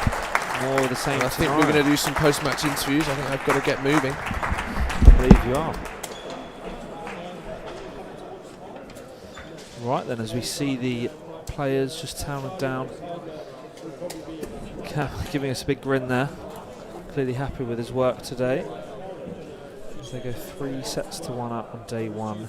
A reminder for everyone at home, day 2 kicks off at the same time. So 2 o'clock for the remainder of the Virgona, Lumley and Fahey match, followed by 6:30 p.m. for the second part of this match. It's first to 5 sets, and of course Cam and Tim currently 3 sets to 1 up. As we see Mr. Schenkman walking down the galleries, ready to do a bit of a post-match interview with the leaders of this match.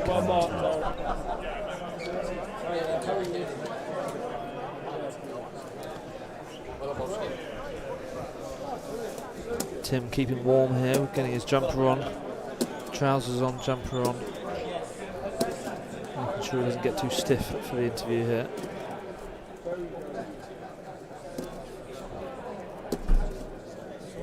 Cam keeps moving, taking a bit of a stroll, keeping active.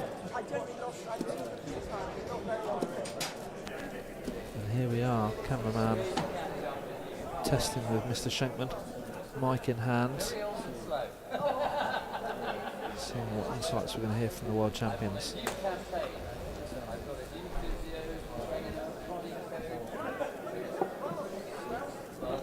Looks like Bryn and Ben are talking tactics, just trying to see what they can tweak for a slightly more successful day 2.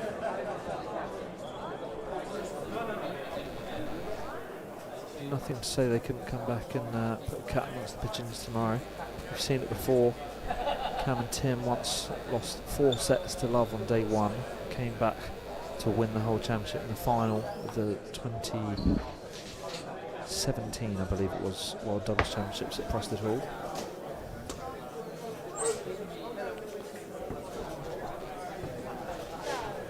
As we see the build-up for this post-match interview. Down along the head. Hello, Ben. Can you hear? Ben, can you hear me now? Making sure they're all in order, ready for tomorrow's play. And I think we're about to pass over to Mr. Robert Schenkman on court. All set, Ben? All set. Okay, fantastic. So joined here by the winners of tonight's, well, Cam and Tim. Guys, congratulations. 3-1 up after the first day. How do you feel that went? Hold it quite close to you. How do I think it went? I think it went really well for 3 sets, and frustrating for 1 set.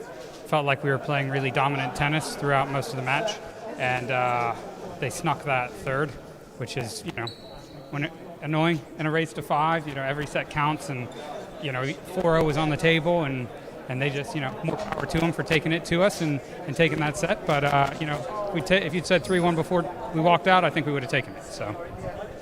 And Tim, what's your focus going to be going into tomorrow? More of the same?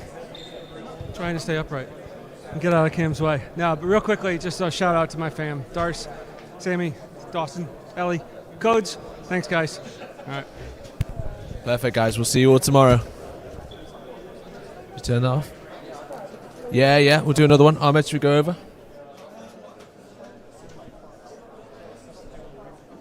So we see the players there leaving the court.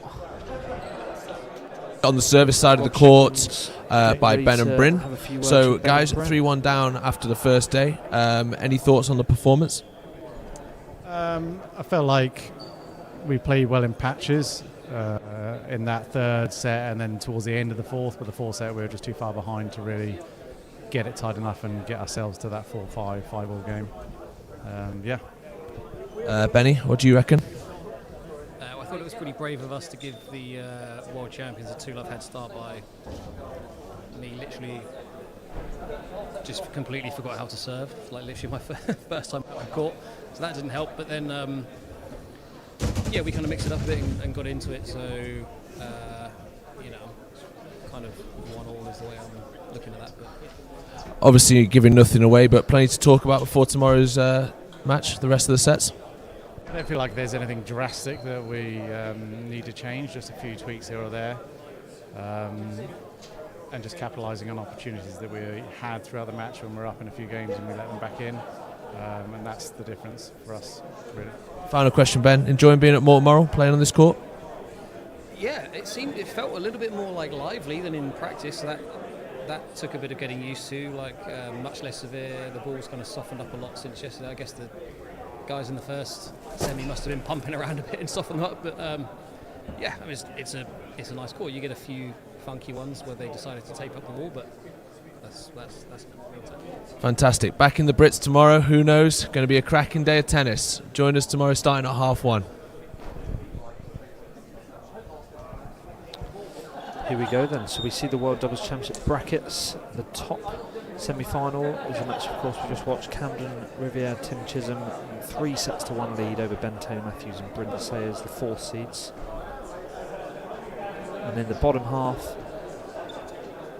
we look forward to 2 o'clock, Rob Fahey and Nick Howell versus Lumley and Steve Virgona. I think we're wrapping up, so thank you. It was Lewis Williams and our producer Ben Gatepeak. Thanks for your work, and we'll see you all tomorrow.